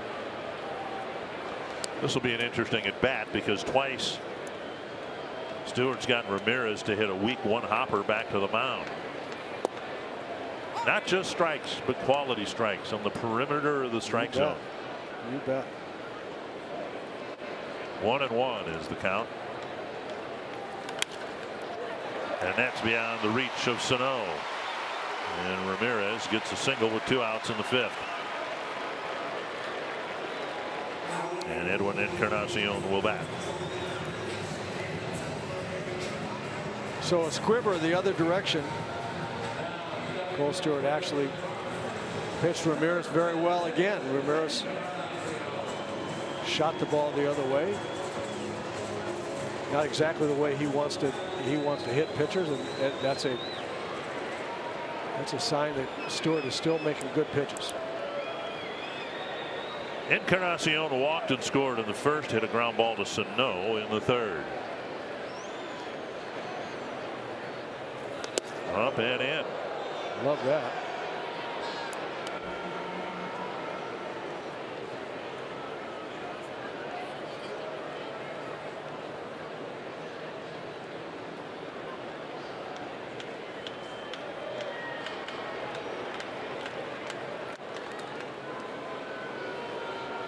Stewart yielded his first stolen base back in the 1st inning. Lindor swiped second base.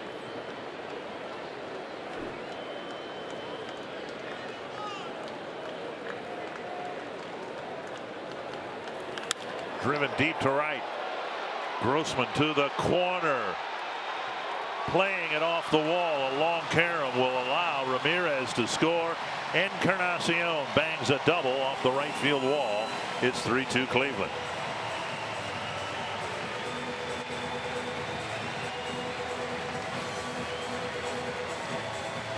Couple of 2-out hits. Indians got their 2 runs in the 1st inning with 2-out hitting. And Paul Molitor's going to make the move. And again, Stewart goes 4 2/3 innings. Well, that's too bad. It continues to make progress. He gave up an opposite field kind of excuse me swing a bit to Ramirez, and then now made a good pitch on Encarnacion. Came in on him hard and then made a good pitch away, and a good hitter just hit the ball down the right field line. A much improved start there for Cole Stewart. He comes out after 4 2/3, and Trevor May will come in.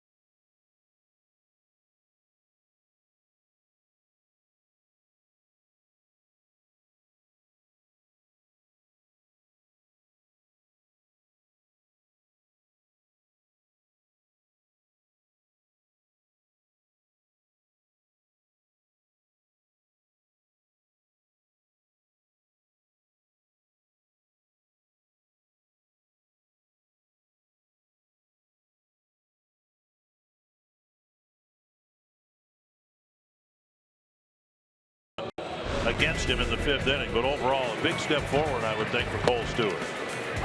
Well, if we look at the graphic here, 10 of 14 pitches, first pitch strike since the 1st inning, and much improved. And the 1st inning, once again, did him in because he made so many pitches. He got to 94 pitches in 4 2/3. It's just too many. But after the 1st inning, he should take some real heart in the fact that he pitched a good Cleveland lineup, very, very tough. Here's Alonso, the runner at 2nd and 2 down. May's been outstanding since coming back from his rehab of the Tommy John surgery that shelved him last year. First pitch is up high, ball 1. And one hiccup against the White Sox a week and a half ago, where he gave up a couple of runs, but other than that, he's been outstanding.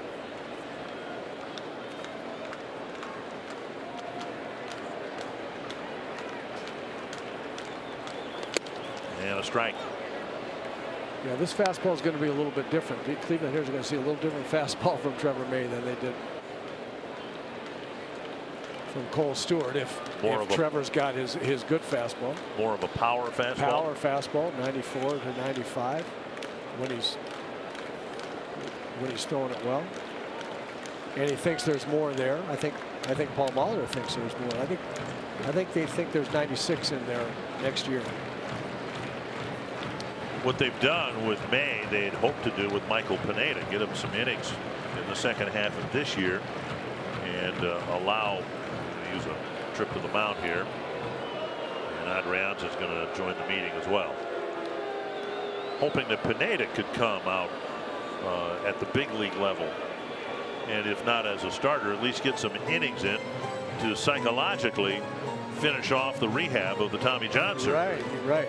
Get back in there and start pitching against big league hitters again. 1-1. Pineda with a knee issue that will keep that from happening. Strike 2 to Alonso. Change up there. And that changeup is one of the reasons that still up in the air where the Twins are going to pitch Trevor May, whether it's next year, whether it's going to be out of the bullpen late in the game or as a starter. He's got 3 good pitches and can throw a 4th. Popped up, backing out of play.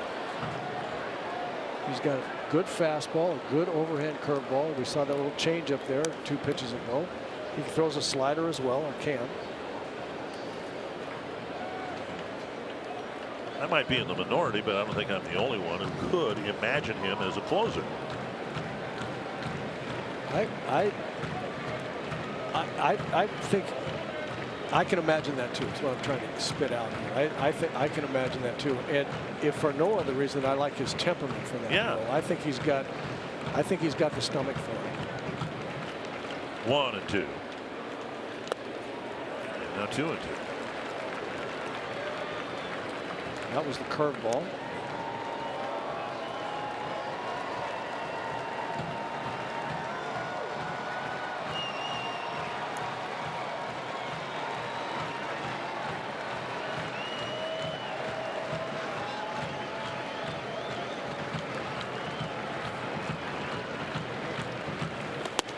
Fastball up and away, 3-2.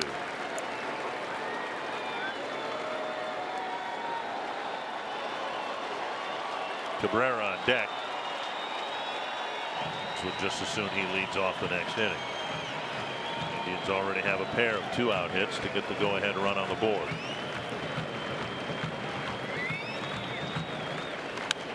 They'll pop up out of play.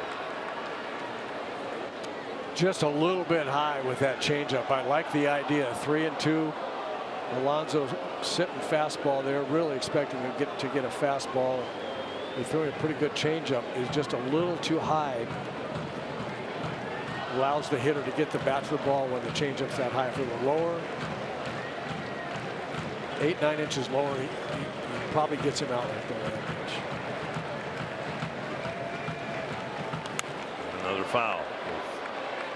May reaching back for 94.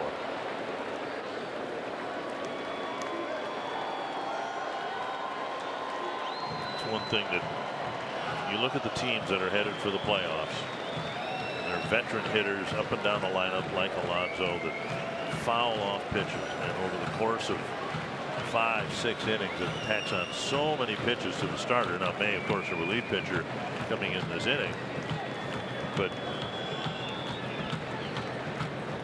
teams that have those veteran hitters that can do that are the teams headed to the playoffs. Boston, New York,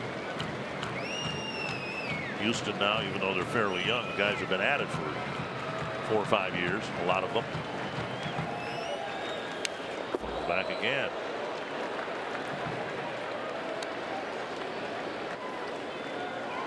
Three 2-strike fouls for Alonso in this at bat. He's pretty good out over the plate. Alonso, power hitter, like all hitters, you hit with extension, and the way you get extension, and that means getting your arms extended, the big end of the bat out in front. That's what he wants to do, but he's better at it, as are most hitters, out over the plate rather than in under his hand. That's one place they haven't been able to get. Just inside. That's a good try. Fills first base with a walk. That'll bring up Cabrera. Just missed the corner, but that pitcher, that's got that fastball there has got the best chance of getting yonder Alonso out. The one on the inside corner, not out over the plate. Well, it took 9 pitches, but May ends up walking Cabrera, or excuse me, walking Alonso, and now he'll pitch to Cabrera. Cabrera drove in a run with a first inning single, and he bounced to short in the 4th.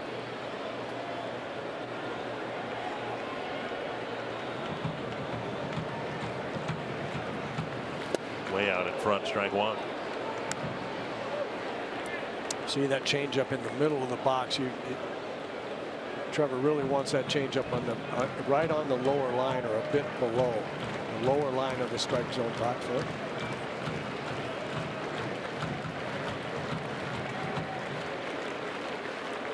Breaking ball, line to center. Cave is over to make the running catch and end the inning. The Indians knock out Cole Stewart with a pair of 2-out hits and retake the lead 3-2.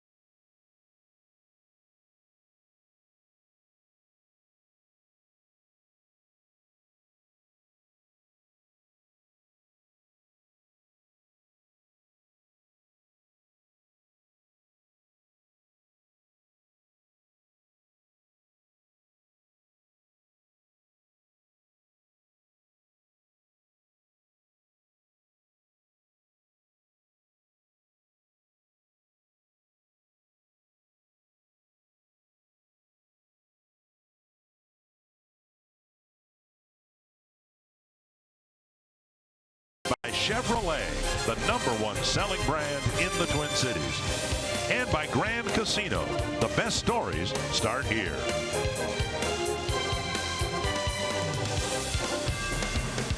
Now they have the hot dog races here in Cleveland. And Onion's the winner today, I guess.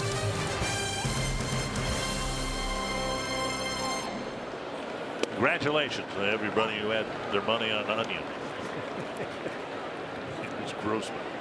You laugh. No, I'm Jeff, our staff guy, won tonight. I'm laughing at our compadres in the booth here, who have bets on that race every night. 1-1.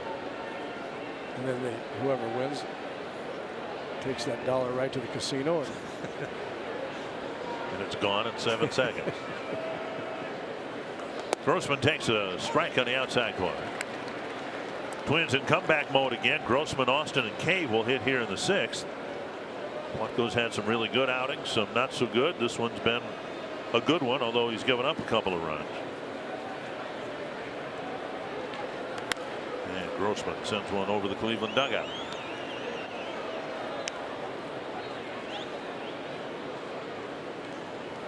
Oliver Perez warming up. Tyler Olson was added to the roster with, as we showed you, Andrew Miller going on the disabled list for the 3rd time this year. Olson, another left-hander. Grossman takes inside, 2-2.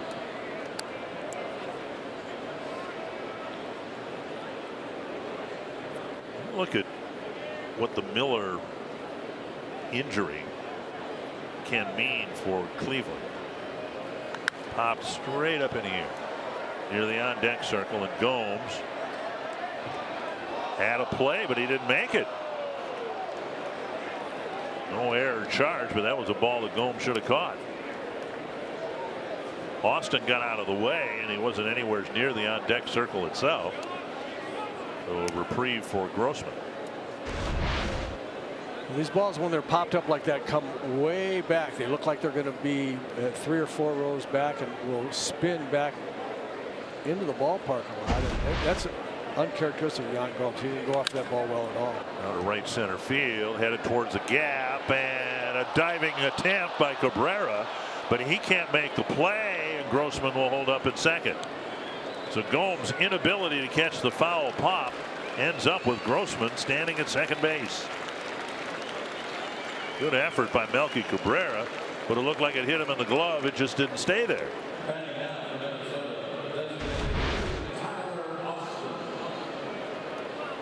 High fastball that Robbie hits in a real good spot right in between the outfielders. Cabrera finally is the only one that has a chance. The ball did hit him in the glove. Just didn't catch it. And Grossman thought about going to third, made a good decision with nobody out to stay at second base. You can't gamble. It would have been a close play. Fouled off the mask of Gomes. On the relay to third if he had gone to third. So that's a right decision there for Robbie to hold up with nobody out. One out, I think he might have tried it.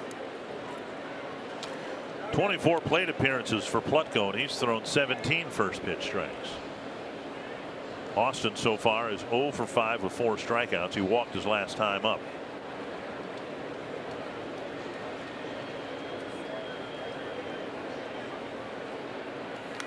High fly to deep right field. Going to the corner is Cabrera, and he'll make the catch right beneath the foul pole. And Grossman goes to third. Austin just missed doing what Encarnacion did in the bottom of the 5th inning. Cabrera's had to run a long way to his right, now a long way to his left. And Plutko gives up the fly ball. The tying run at third, 1 out. And Terry Francona is going to make a pitching change here and bring the lefty Perez in to face the lefty Cave.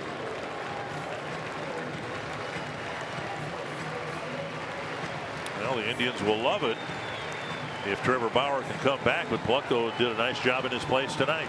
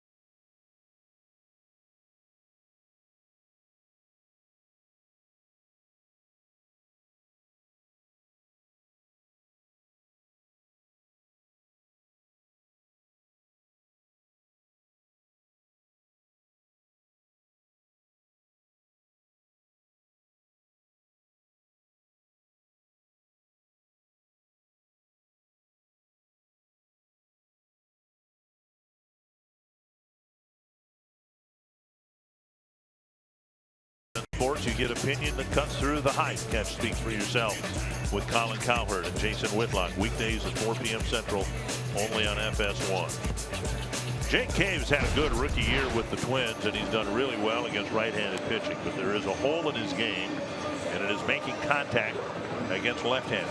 Terry Francona is aware of that, and so he's made a move here. Cave hitting 182 against lefties, but in 33 at-bats, he has struck out 18 times. And here's a situation with the tying run at third and one down.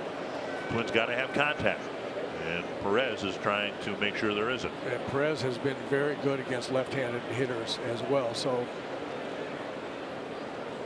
double the challenge here for Jake Cave. Infield is in. And strike one. Cave against lefties has 6 hits in those 33 at bats, a double and 2 home runs, and 8 runs batted in. Hit the grand slam at home. Contact, but right to the first baseman.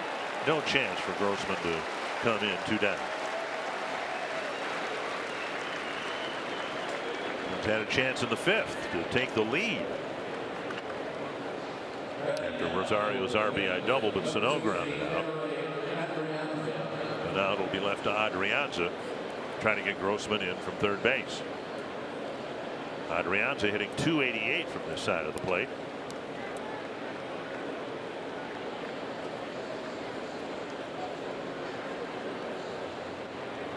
Infield, of course, back at normal depth. Way outside, ball 1.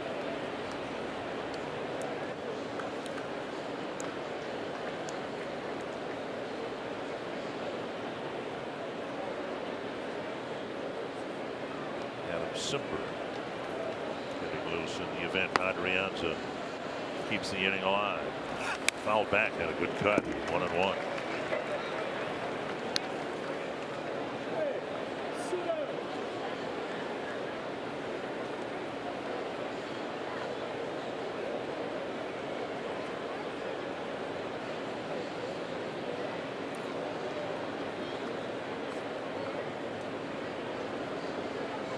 One and one to Adrianza. 2-1.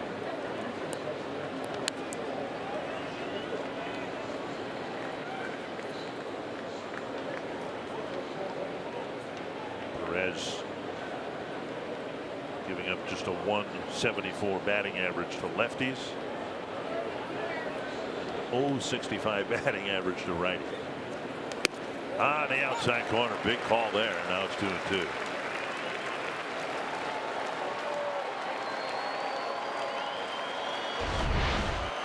Well, here's a breaking ball that comes around the plate. Gets the call anyway. Yep, that will help those batting average numbers against. Adrianza flares it foul. Talking about the injury to Miller. You look at that bullpen right now, and Hand is good.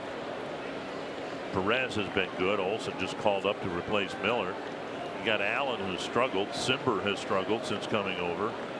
Otero, Tomlin. I mean, the very strength of this Cleveland bullpen has been its Achilles heel all year long, and that, unfortunately for them, despite the moves that they've made, might be their Achilles heel again in October. 2-2 to Adrianza. And a drive down the line, but it'll hook foul. Well, just as clubs build their bullpen from the back forward, starting with that, hopefully in the best of scenarios, with the closer. So when the closer is not pitching well, then everything else seems to kind of fall apart. Cody Allen has not been his usual almost invincible self this year, and then Andrew Miller hurt. So all of a sudden, that really tough bullpen does have chinks in the armor. And protecting the plate after that same breaking ball was called a strike a few pitches ago. Adrianza had to try to protect the plate, and he fouled it off. I guess the point of the discussion is this guy might turn out to be a really valuable guy for them Not that he's Andrew Miller, but they're going to need somebody to, in spots like this, come in and effectively get both righties and lefties out like Miller did. Yep, it's been a great acquisition. He's done that very well so far. Checked his swing, 3-2. With Astudillo on deck.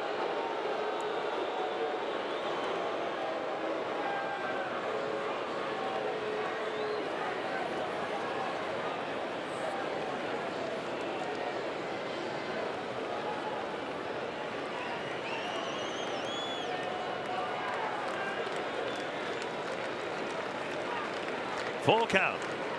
A-Ray Adrianza. Got it. Up and away with the fastball. And the Twins leave the tying run at third and can't take advantage of the leadoff double.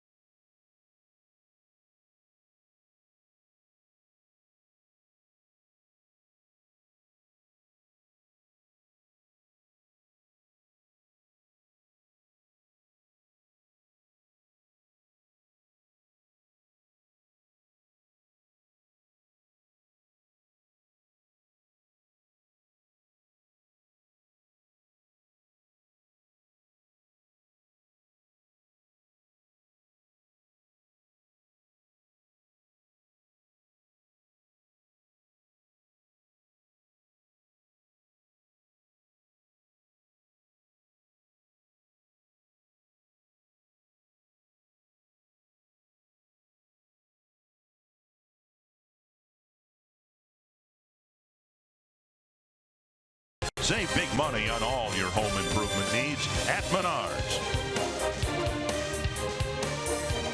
3-2 Cleveland as we go to the bottom of the sixth inning, and Trevor May will start the inning. MLB.TV is now available at a lower price for $49.99. You can watch every out-of-market regular season game. Plus, get a free subscription for MLB At Bat Premium. Blackout, other restrictions apply. Visit MLB.TV and take advantage of this special offer. Jason Kipnis takes strike one.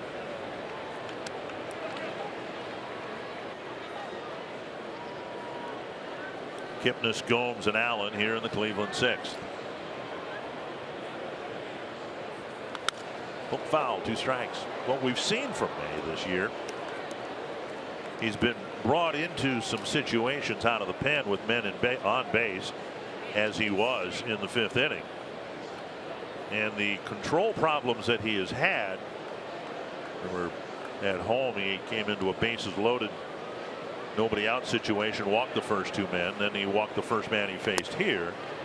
And if you can imagine May being a closer for the Twins, then you need to look more at innings like this. He's got a clean inning, bases are empty, and with Rogers warming up, there's no guarantee he'll even pitch the complete inning. Up and in, and it's 2-2. Closers normally aren't brought in with men on base. They start the 9th inning. Every once in a while they'll be asked to come in with men on base in the 8th. I'm just happy to see Trevor back from the ulnar ligament surgery that he's had and throwing 94 or 95 with throwing his curveball, throwing his changeup. Got him looking, 1 down. Good change up there, right down there where we're talking about, down that line. Kipnis doesn't like it. That's a good pitch. Ooh, plenty of the plate. Yeah.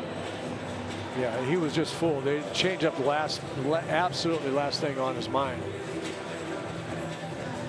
But as I was starting to say, I'm just happy to see Trevor here the rest of this year throwing all his pitches with as much freedom as he's thrown. And I don't think that his control, I think it's logical that his control wouldn't be spot on yet. And with a full winter now off and a full spring training next year. And I think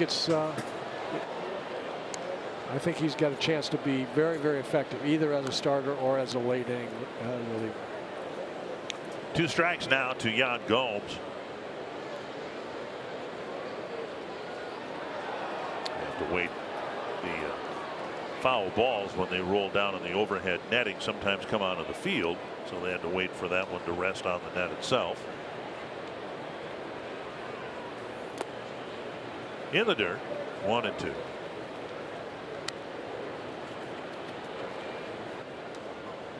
There's a collection of 3 of them.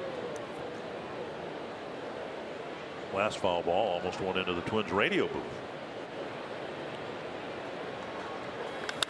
Driven to left.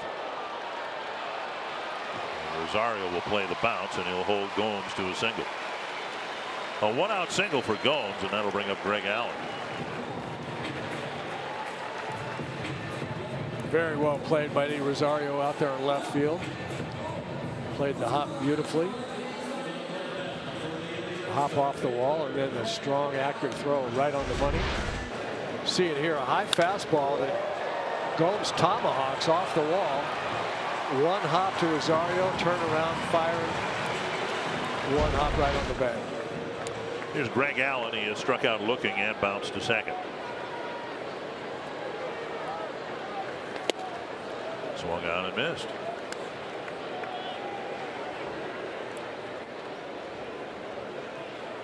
Going to make a prediction, and it's not based on anything I've heard from anybody other than what anybody can read on the internet and the newspaper. I think the Indians are going to make a move, and it might be an outfield. Well, it might be a right-handed reliever. They did it once, trying to, with Leonis Martin. Yeah. 2 strikes. They obviously felt like they needed somebody, and they still do, I'm sure. Right. I mean, the very thing that caused them to get Martin still exists. They just don't have the confidence in Allen going into the playoffs that maybe one shouldn't have. He's a rookie. He's a young player learning how to play in a key spot. 1-2. And now 2-2. I don't think they have a great option in center field, regardless of who they might get. I don't think they're going to get the center fielder that they would want. I think Leonis Martin was probably it. We'll see. He might be able to get an outfielder. I just don't know what they'll do in center field. And Allen cuts and misses. Out number 2. We'll bring up Lindor. 4 hits last night and 1 hit in his first at bat tonight. Since then, a ground ball to second and a fly to right.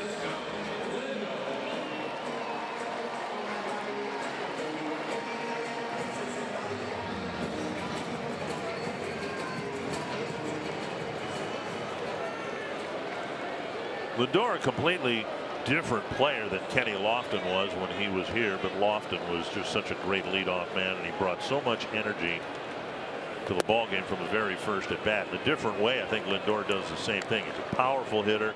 He's a switch hitter, and he really energizes, I think, the rest of the Cleveland lineup. And as a shortstop, it'll be interesting to see what consideration he gets for league MVP. Here's a pop up to third. Sano going out. It's Rosario coming in, and May pitches a scoreless 6th inning. Onto the 7th. It's 3-2 Cleveland.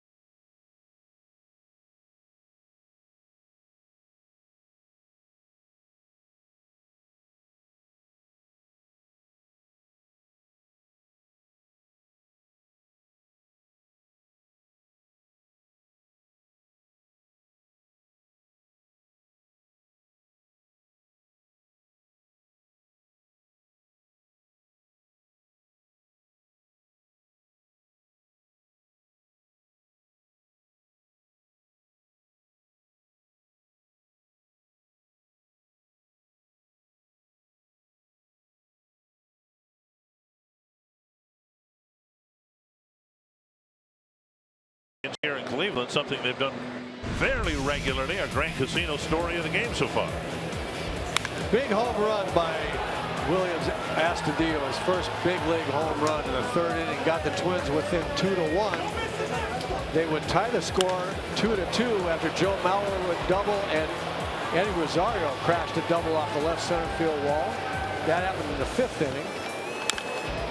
But then in the bottom of the inning, Edward Encarnacion with a terrific at bat, scoring Ramirez, who had singled ahead of him. Really pretty good job by, except for the first inning, by Cole Stewart. As we look at the new Cleveland pitcher, Cody Allen, in the seventh inning. This is new. With the assumption that Hand would get the ninth inning and maybe be the closer, at least tonight. Here is Astudillo.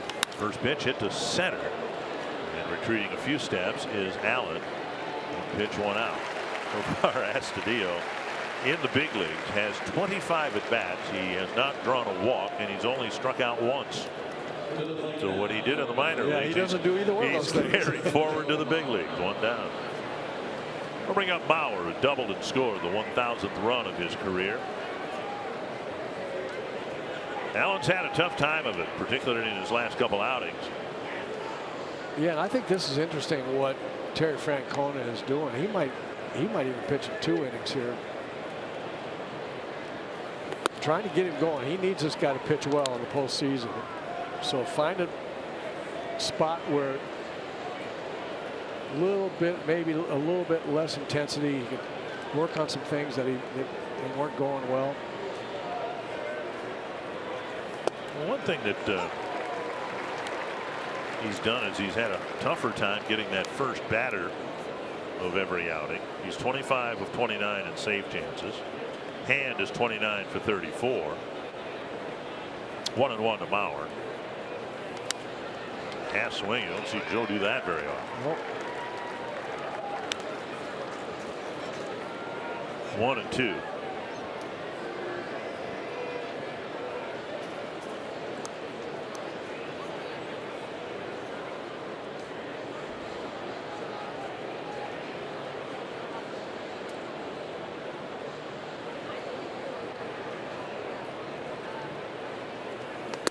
Jacked his swing, took a close pitch.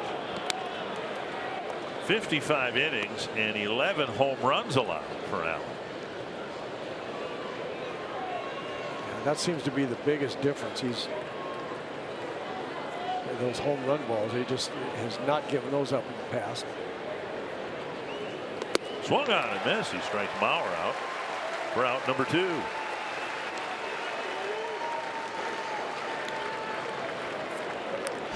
Registration for Feed My Starving Children's pack at the park is closed, but you can still support Feed My Starving Children and provide 45 meals to starving children across the world with the purchase of this Feed My Starving Children t-shirt. Visit fmsc.org. Get yours today. Now Logan Forsythe.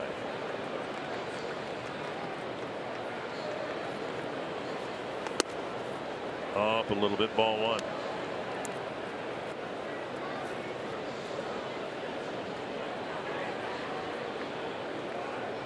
Allen's prior career high in home runs allowed was last year when he gave up 9 in over 67 innings. But he's been doing what he's been doing very well for now 5 years. Starting in 2014 when he was named the closer for Terry Francona. And a strike, 2-1. Indians were hopeful that Simber would offer a little help from the right side, but he's a young player who's really struggled since the trade with Brad Hand from San Diego. 2-1 to Forsythe. Now 3-1 with Rosario on deck.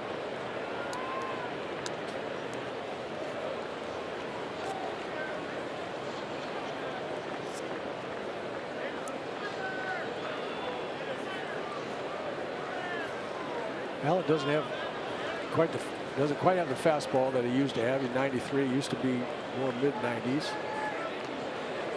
So that's an issue as well. You got to be a lot more perfect when the fastball's velocity isn't there. Forsythe does a good job of laying off some tough pitches, getting himself a walk with 2 out.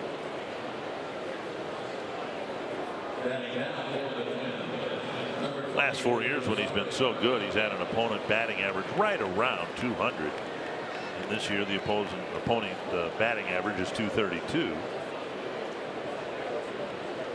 It's the 25th walk that he's allowed. Here's Rosario, tied the game at 2 with a double in the 5th. Gomes and Allen talking about how they're going to pitch to the guy that walked him off at target field. Yeah.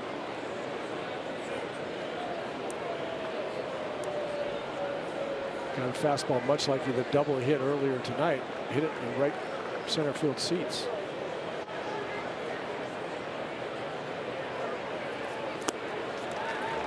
Weird swing and a breaking ball from Eddie.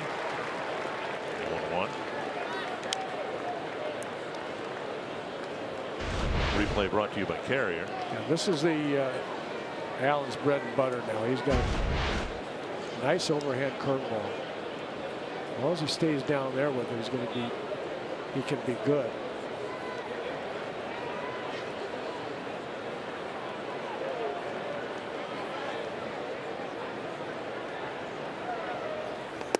Off the plate a ball. What we've seen in person when I've watched the Indians on TV is what we just saw. The fastball's 92. It's not 94 anymore. That comes with years of use. Typically upper 60s in terms of innings pitched.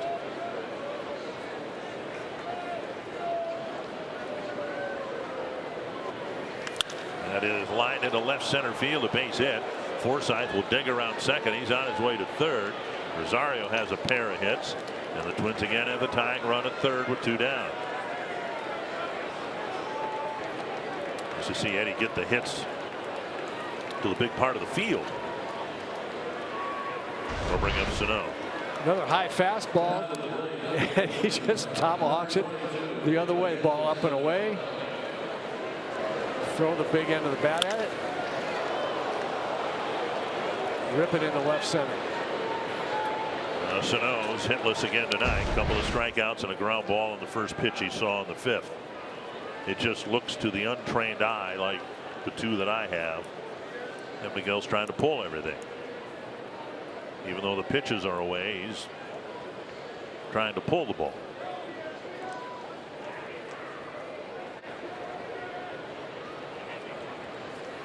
Pitch is up, ball 1.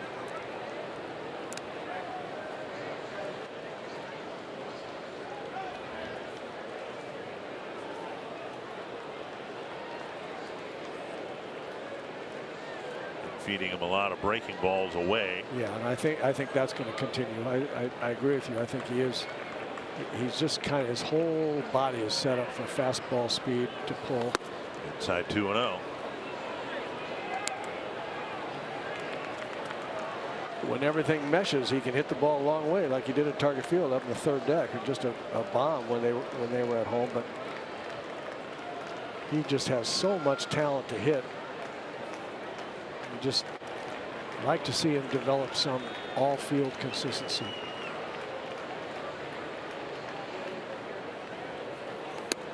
(3-0) another off-speed pitch.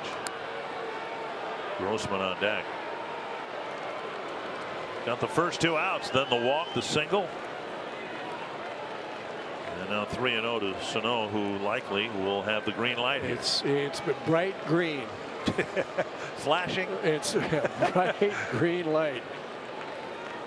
Get the ball you want here. This is the time you can try to pull the ball if you want to. I mean, just get the ball, make the ball be exactly where you want to get the big end of the bat out there too. And he walked them on 4. They're loaded up for Grossman. And the Indian fans a little restless here because they've seen Allen struggle this year when normally that has not been the case. Carl Willis to the mound. Now 2 walks here, so it's 26 in 55 and 2/3 innings. Then you mix in the home runs. and the ERA of about 4.5 becomes quite plausible.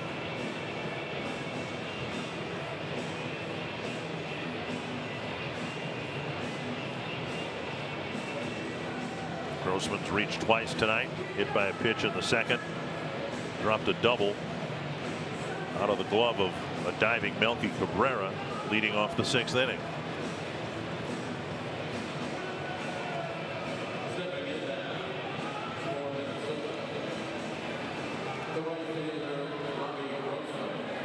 Well, this will be interesting because Robbie Grossman won't swing at a bad ball, and the one thing that we've noticed in this inning in particular is that Allen is not real sharp command-wise. Not that he hadn't thrown balls that were swung at or thrown strikes, but they've been in funny kind of spots. So we'll see what he does here against Grossman. Down and in, ball 1. And that's what I mean. His fastballs have been erratic outside the strike zone. Curveballs have been up high in the strike zone, especially to Mauer. Couple to Forsythe. He hasn't thrown the ball where you would think he would throw his fastball or his curveball, even though he's thrown some strikes. So, and Robbie won't swing at a bad ball. And he takes a strike, 1-1. That's a good take there by Robbie Grossman. That's not his pitch. He's got the bases loaded, opportunity to drive in runs. That's with no strikes yet, 1-0 count. That pitch, that fastball high in the zone is not the one he wants to swing at. 1-1 to Grossman. Fouled back, 1-2. That's more the one he wants, and he missed it. That was the unspoken part of the Ted Williams hitting advice. Get a good pitch to hit, and then hit it. But when he got a good pitch to hit, he generally hit it. That's the difference between Ted and all the rest of us. 1-2 to Grossman. Twins with a great chance to tie it, take the lead here in their half of the 7th. Put together a nice 2-out rally. Ground ball, right side, base hit. Forsythe scores. Rosario coming around. The throw from Cabrera is cut off, and the throw to third gets Sano. But 2-run score with Grossman delivering a big 2-out hit, and the Twins have their first lead of the series.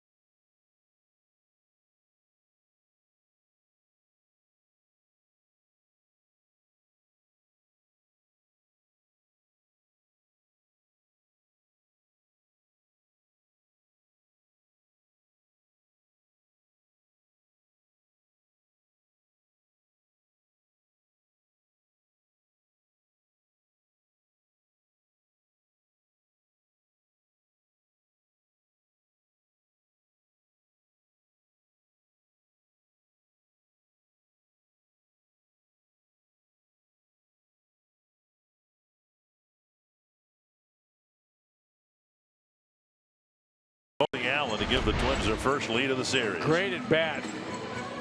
Ball up and in, not normally where Robbie is at his best. But he gets a bat head out in front, drives it through the hole, drives in 2 runs.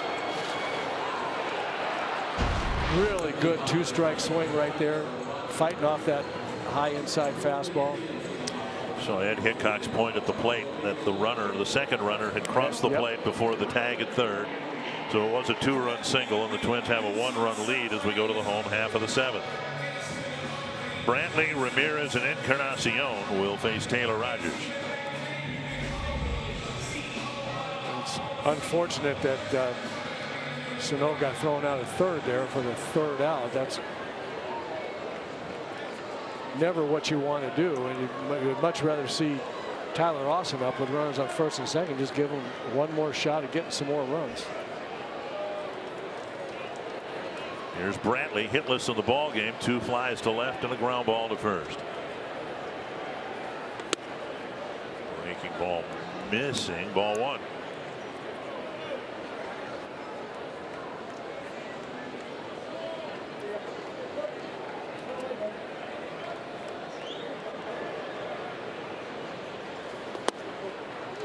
Two and 0.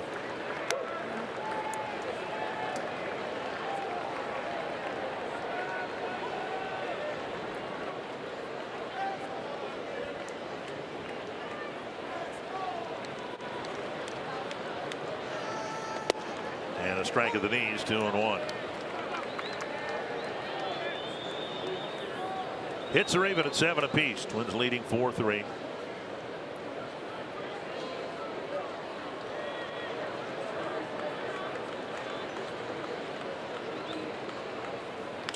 Ball tapped to second. Forsythe stumbles in the outfield grass, but made the play. Hope he's all right. Not sure what happened there. Ball was hit right to him. Kind of limping on that right leg a little bit. His right foot went out from under him in the grass. It slipped to the grass. He might have spiked himself. Oh, he dug up some turf as his right foot slipped out from under him. Here's Jose Ramirez. Singled with 2 outs in the 5th, and then eventually scored the 3rd Cleveland run. Now fly to center. Loping back is Cave. And Rogers gets a couple of quick outs here in the 7th. Big out right there. Good hitter from both sides of the plate. Taylor Rogers much better against left-hand hitters than right-hand hitters, and he's got 2 tough ones here. But here's Logan Forsythe's play. Earlier, StatCast AI powered by AWS, going far to his right, throwing across his body. 2 down, and now here's Encarnacion. What I started to say is this is another one of those mysteries to me. Edwin Encarnacion, as good as he is as a hitter and a run producer, is hitting .216 against left-handed pitching. How can that be? Big pop-up right side. Lauer, the only infielder on that side. Drifting around, makes the play, and a nice quick 1-2-3 7th for Taylor Rogers.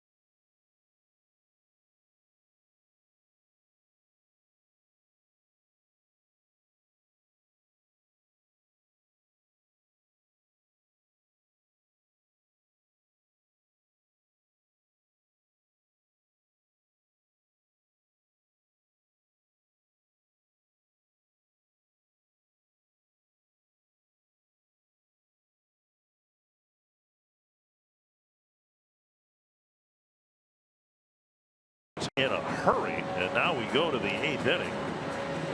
And Tyler Olson just called up by the Indians. About 3 o'clock Eastern time today, they put Andrew Miller on the disabled list for the 3rd time and called up Tyler Olson. You see the numbers from Tyler Olson. Been in the big leagues before. The Twins have seen him. Terry Francona needs another left-hander out of the bullpen with Andrew Miller going on the shelf. And here he is back again. Cleveland's AAA team is in Columbus, about 2 hours from here. And so see the Indians do this a lot. I don't know when the decision was made. For all I know, Olson was here last night in Cleveland. But when your AAA team is just a couple hours away, and I don't know for that matter whether Columbus is playing home games right now, but it is a convenience that the Indians have. The Mariners have it with their AAA team in Tacoma. Cubs have it with their AAA team in Des Moines. 2-0. And now 3-0. But now you look at this Cleveland bullpen, and Miller kind of was struggling anyway. Kay waiting on deck. But the very thing that has been causing Terry Francona and Carl Willis to wring their hands all year long might be the biggest problem for this Cleveland team moving into the playoffs. Look at the bullpen ERA, and this is after they made the big move getting Brad Hand over here from the Padres. Well, you look at the lineup and the way they produce runs, and you look at what the starting pitchers have done, and you said, how can they be 5th out of the 5 contending teams in total wins? Well, this is the reason. And a leadoff walk here for Austin in the 8th inning, and that'll bring up Cave. I told you about Cave's difficulties making contact against lefties, and he did so. He made contact against Perez, but hit a hard ground ball right to the first baseman. Couldn't get the run in. Now Ramirez is in on the grass at 3rd, thinking of a possible bunt.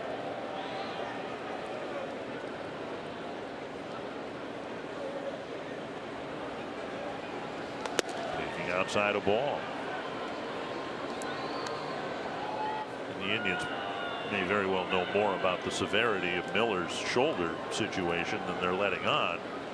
But if they have any concerns that he's not going to be back and effective as he has been, swung on and missed, you might see them try to make a move here before the end of the month. It's complicated these days, you know, with having to go through waivers and all that. Right. Players having to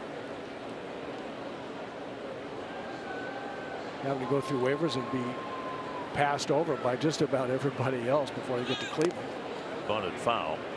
But you have to go through the waivers bottom to top in the American League, and if you clear that, you go through the waivers in the National League bottom to top. There are only 2 contending teams behind Cleveland that could theoretically block such a move: Seattle and Tampa Bay. Well, if I'm the Mariners, I probably, if I was going to block anybody, I probably would have blocked Fernando Rodney going to the A's, and they didn't. Inside a ball.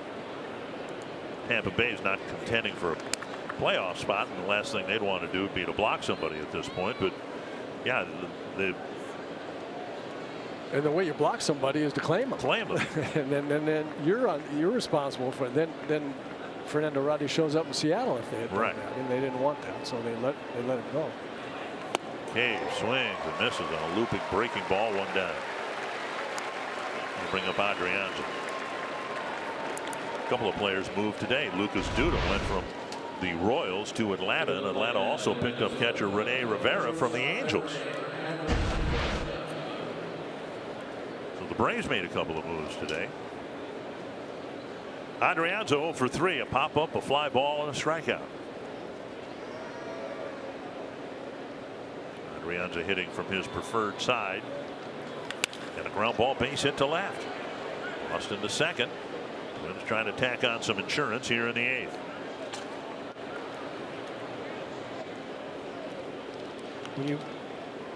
When you play the Indians, you have to play clean, crisp baseball. You have to do all the things right. Just because of the talent on the team to pitch, especially the starters, and to hit, they catch the ball pretty well. So, I mean, there's a base hit after a failed bunt attempt. I mean, you got to get the bunts down. You can't get thrown out of third with 2 out, be the third out at third. You got to make the cutoffs and relays correctly. You just have to do the things well against teams that are this good. It's tough to win when you're not getting all the 90 feet that you could get, and you're giving the other team extra outs or depriving yourself of an opportunity. You know, getting thrown out at a base you shouldn't get thrown out. Just little things like that. When you're pounding the ball and you're playing a club that's inferior to you, it's one thing. When you're playing a good ball club, it's hard to hit, it's hard to pitch against them. So you got to do everything else right. Astudillo takes strike 2. And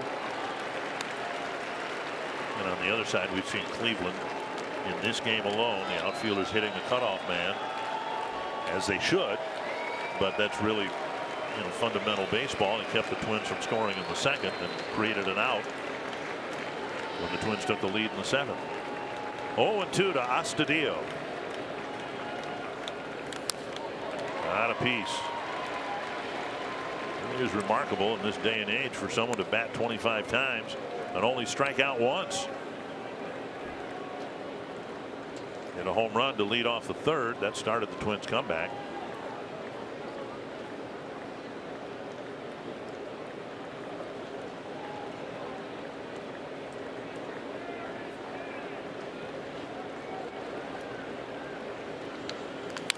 Ball foul over the head of Gene Glenn.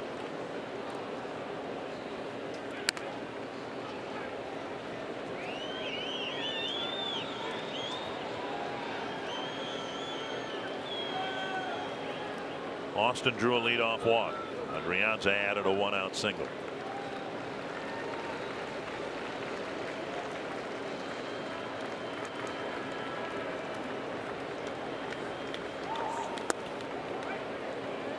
One and two.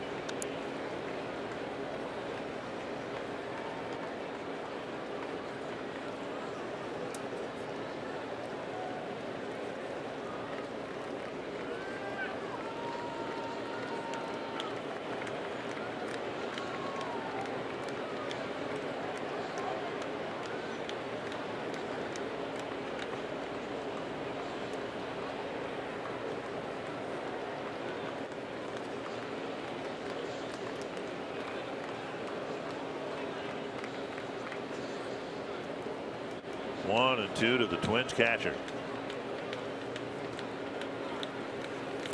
And he struck out for just the 2nd time. And it was a big one. Will be 2 on now for Mauer.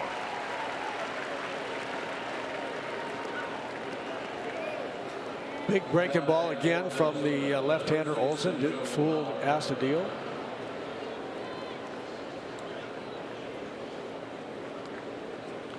And Mauer leading the league with a .424 batting average with runners in scoring position.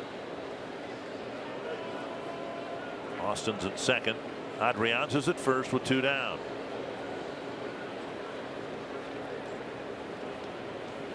Strike on the outside corner.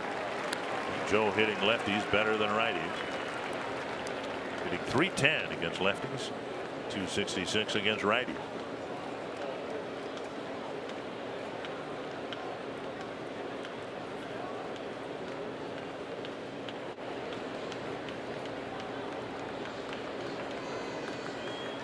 Poke to left. Brantley is near the line to make the catch. And the Twins can't take advantage of the leadoff walk. It'll be a 1-run lead going to the bottom of the 8th.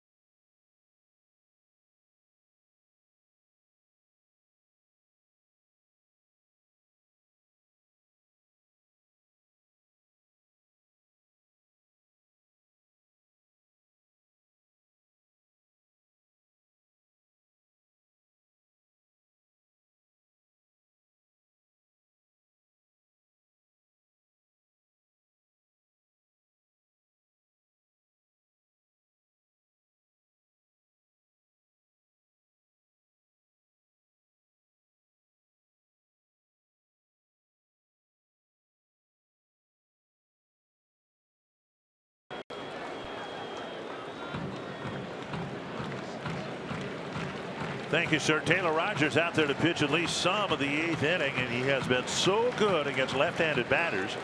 Terry Francona has taken Yonder Alonso out of the game, and Yandy Diaz will hit in his stead.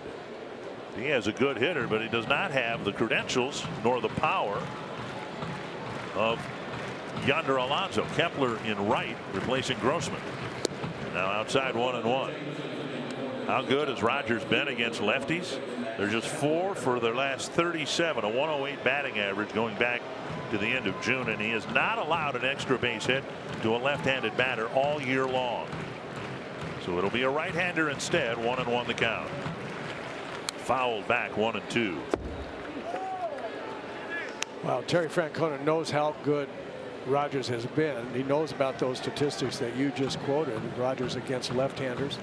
Alonso hit 224 against left-handers. This young man here, Diaz, 5 for 15. Small sample size, but hit 333.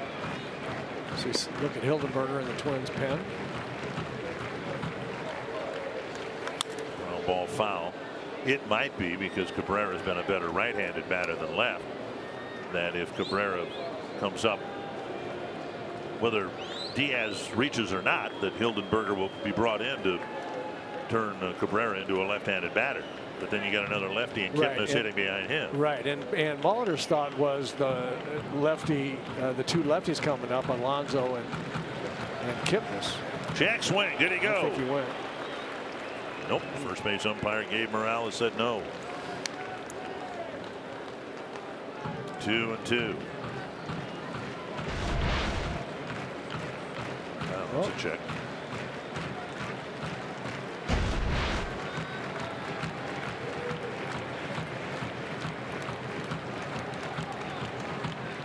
Got him with a fastball. He had a good one. 95 on the corner.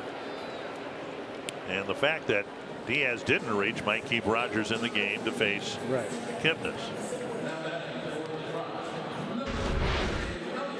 Well, this is what's going to make the difference for Taylor Rogers against right-handers. As Dick said, devastating against left-handers.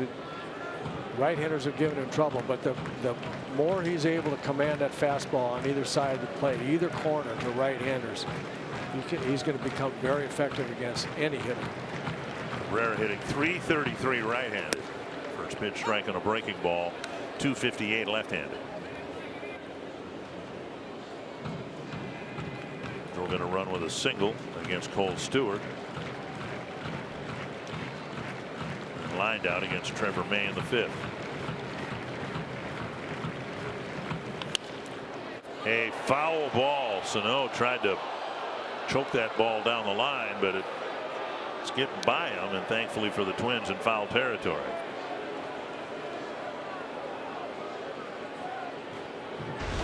Oh, 2.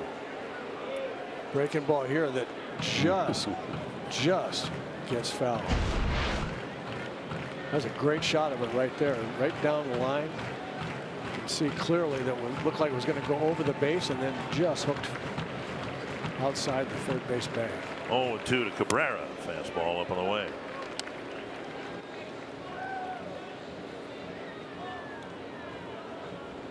Rogers has got 4 big outs in the late inning. Brad Hand getting loose for Cleveland.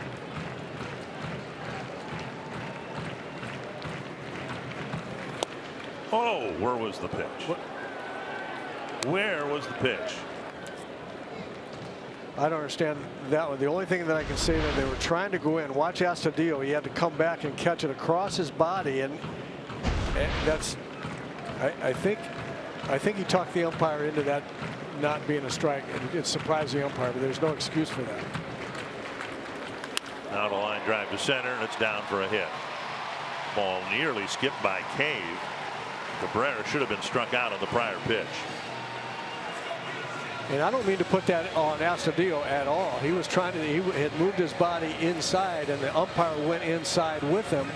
Then the pitch was not in there. It was back over the plate, and he had to backhand the catch. But that doesn't mean it wasn't a strike. Geyer will run for Cabrera. And Kipnis will bat in as you pointed out last night, Kipnis isn't, knocking the cover off the ball against lefties, but he's even struggling more against righties. But it's still, one would think, a good favorable matchup here for Taylor Rogers. Kipnis with a walk, a double, and a strikeout tonight. Softly to Sano, and they will double off the runner Geyer. Taylor Rogers with 2 effective innings, facing just 6 men and getting 6 outs.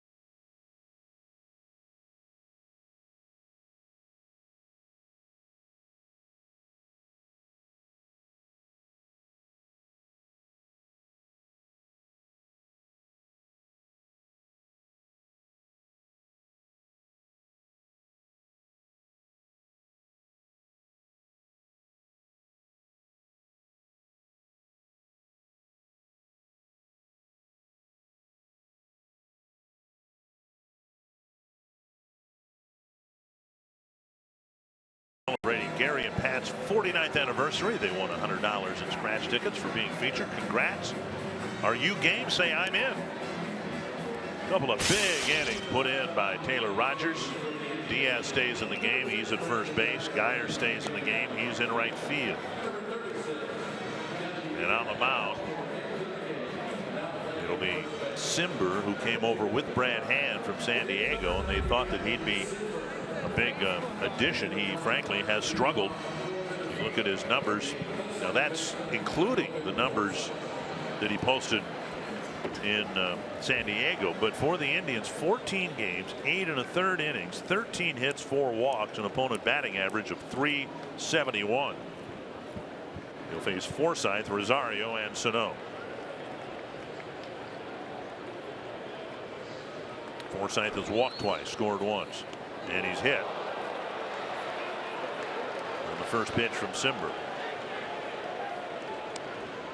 And they are very happy with Brad Hand and what he's done. He's pitched to an ERA of 1.15, but they were hoping to get more out of this young man, and he is a young man. He's wearing number 90 for a reason. This is his first year in the big leagues, and he's just not been reliable at all.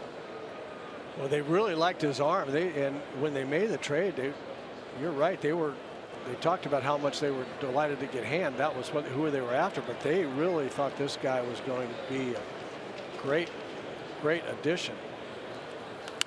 Fouled away by Rosario. So you're imagining a world where the Indians win the division. They wait for the wild card game to play out, and then they go to New York. Or I guess they probably right now would go to Houston. And so, what are you going to do? You're going to bring a guy in who's, struggled to get some big outs for you late in the ball game at Minute Maid Park. 2 strikes to Rosario. That's why the Miller thing is just potentially just devastating to the Indians' hopes.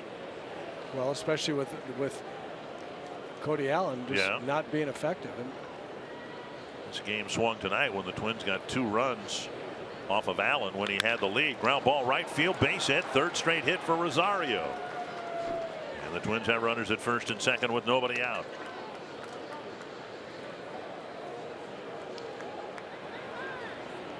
So Rosario with 3 straight hits. This is the first one he's pulled. And now Sano will come up with 2 men on and nobody out. Sano has struck out twice, grounded out, and walked for his first hit of the series. And we talked in the open of the show how it was about time for Eddie Rosario to get hot again, and 3 hits later, body language an awful lot more energetic out of Eddie Rosario, and nothing looks really a whole lot different. He's hitting bad balls still, the same ones he was making outs on. And Sano almost hit by a pitch. Yeah, I'm not sure he's gotten a hit on a strike yet. This last one might have been a strike. Yeah. 1-0 to Sano. Kepler is on deck. I imagine Sano's going to see some breaking balls, and we'll see what kind of breaking ball Simber has from throwing down under the way he does. Mikey swing and a miss. One of them, a little kind of frisbee breaking ball, the way most breaking balls are from guys that throw submarine style. Is Quisenberry the toughest you faced? Yeah.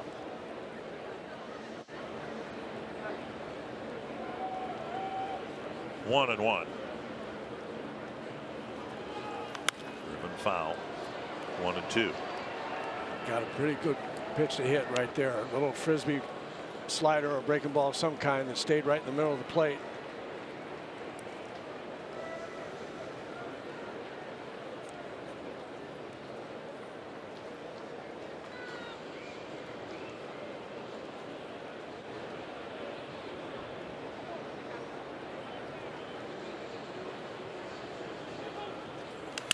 Back to the pitcher. And nearly thrown wildly, and Sano beats the relay. That should have been a double play, and it wasn't, in part because the throw nearly didn't get an out at second base. First and third, 1 down. And if he gives him Kipnis a good throw there at second base, they get 2. No question.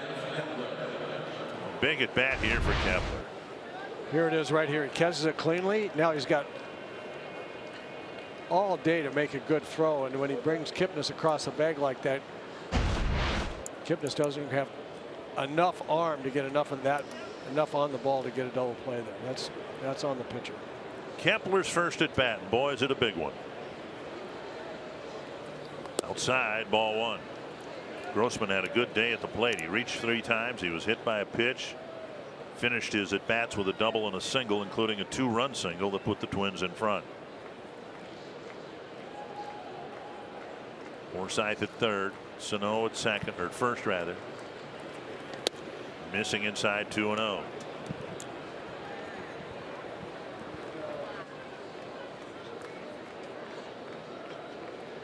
Josh Tomlin getting loose. What we saw last night early in the ballgame, the Indians added some runs later.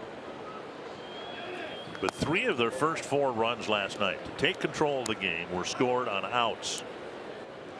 Ground balls, fly balls, just getting that runner in from third with less than 2 outs. That's Kepler's task here. See what he gets and what he does with his 3-0 pitch. Down the middle of strike. Well, obviously this is a huge run, sitting out there 90 feet away at third base. Kepler's job is to get the ball up in the strike zone off of the submarine sinker ball pitcher and try to hit something in the middle of the field, out to center field. Popped up wide of third. Forsythe standing on the bag, and the catch is made, out number 2. That'll bring up Austin. This copyrighted telecast is presented by authority of the Minnesota Twins and may not be reproduced or retransmitted in any form, and the accounts and descriptions of this game may not be disseminated without the express written consent of Minnesota Twins, LLC.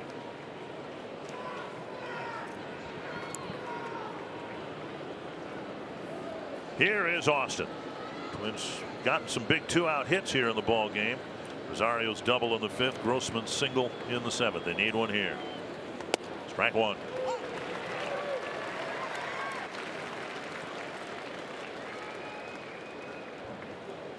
Austin has struck out once, walked twice, and hit a fly ball to right.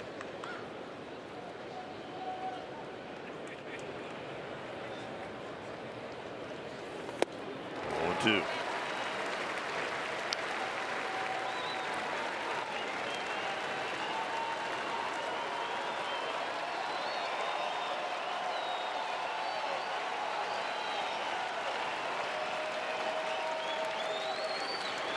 Twins had first and third, nobody out. Now they're 2 down. And 2 strikes on the batter.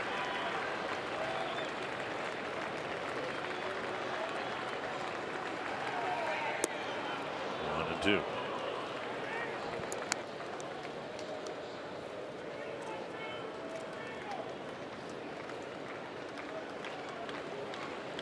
Hildenberger ready for the ninth with a lead of at least 1.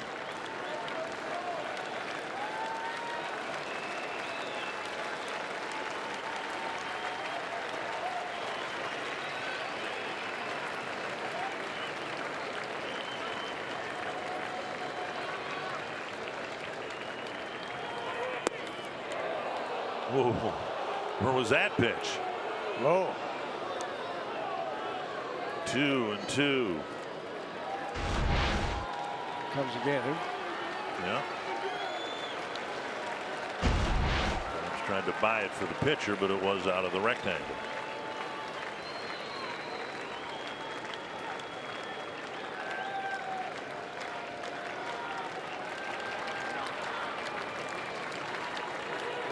And now 3-2 with Cave on deck. So we'll take off from first.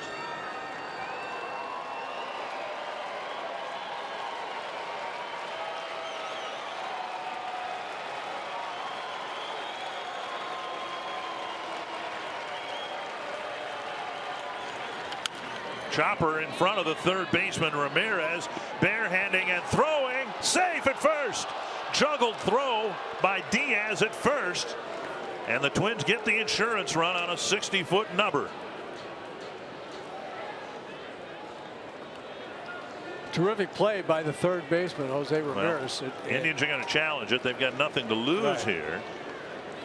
But the first base umpire, Gabe Morales, saw a juggle by Diaz, the first baseman.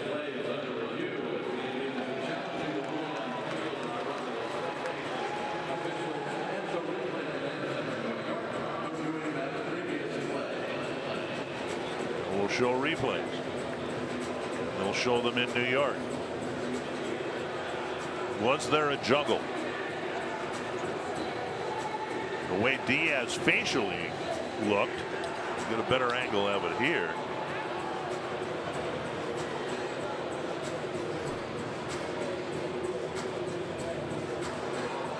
It stayed in his glove. I don't know how they'll call that. Did he have control of the ball? It stayed in his glove.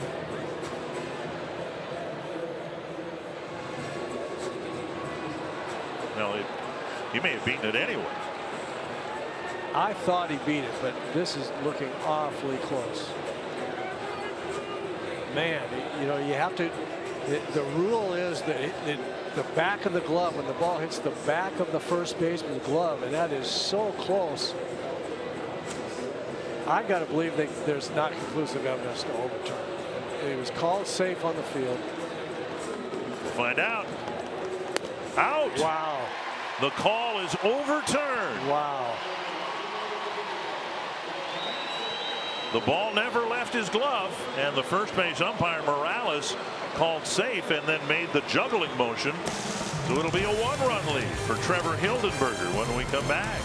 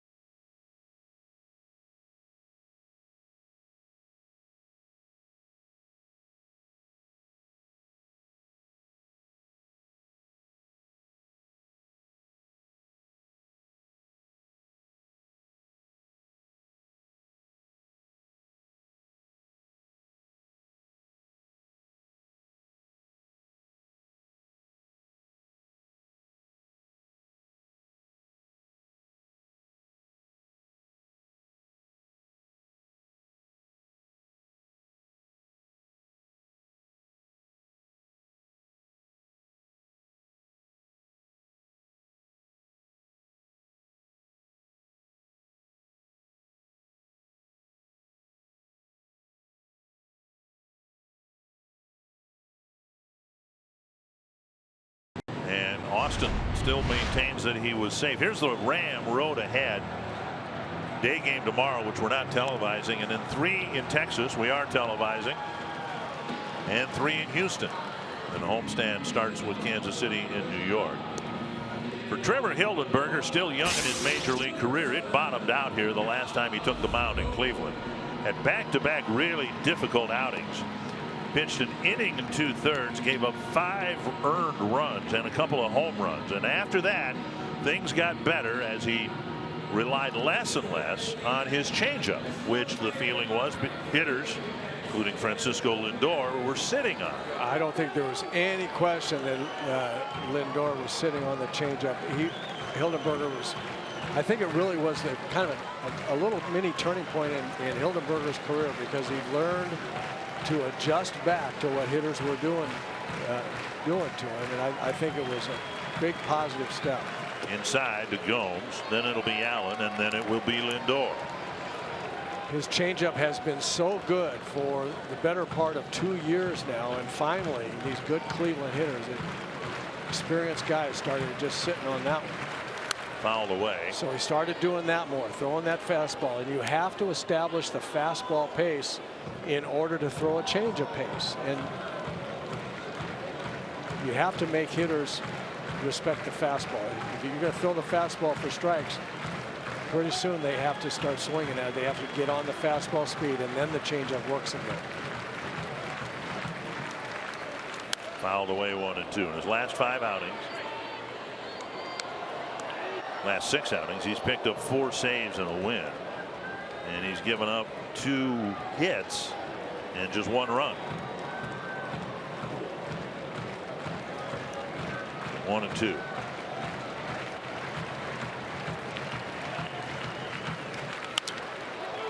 Forsythe awaits and fires 1 down.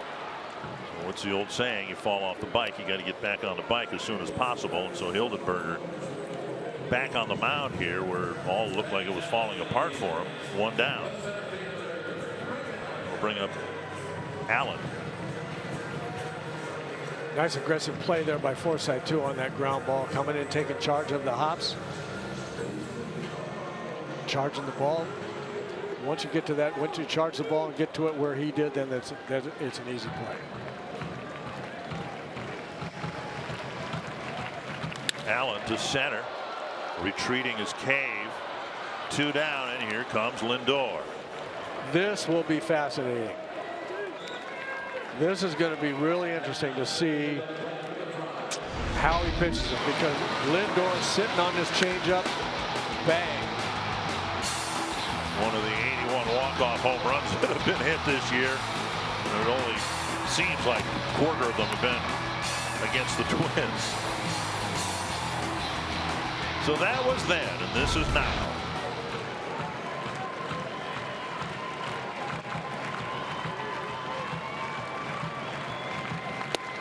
Strike 1. Starts him with a fastball.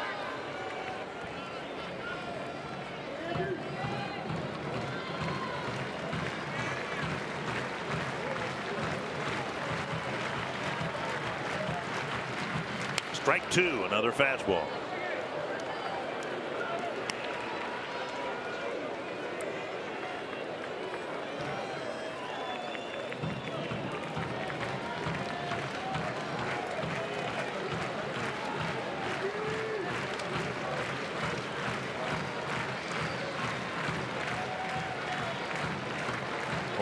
To Lindor.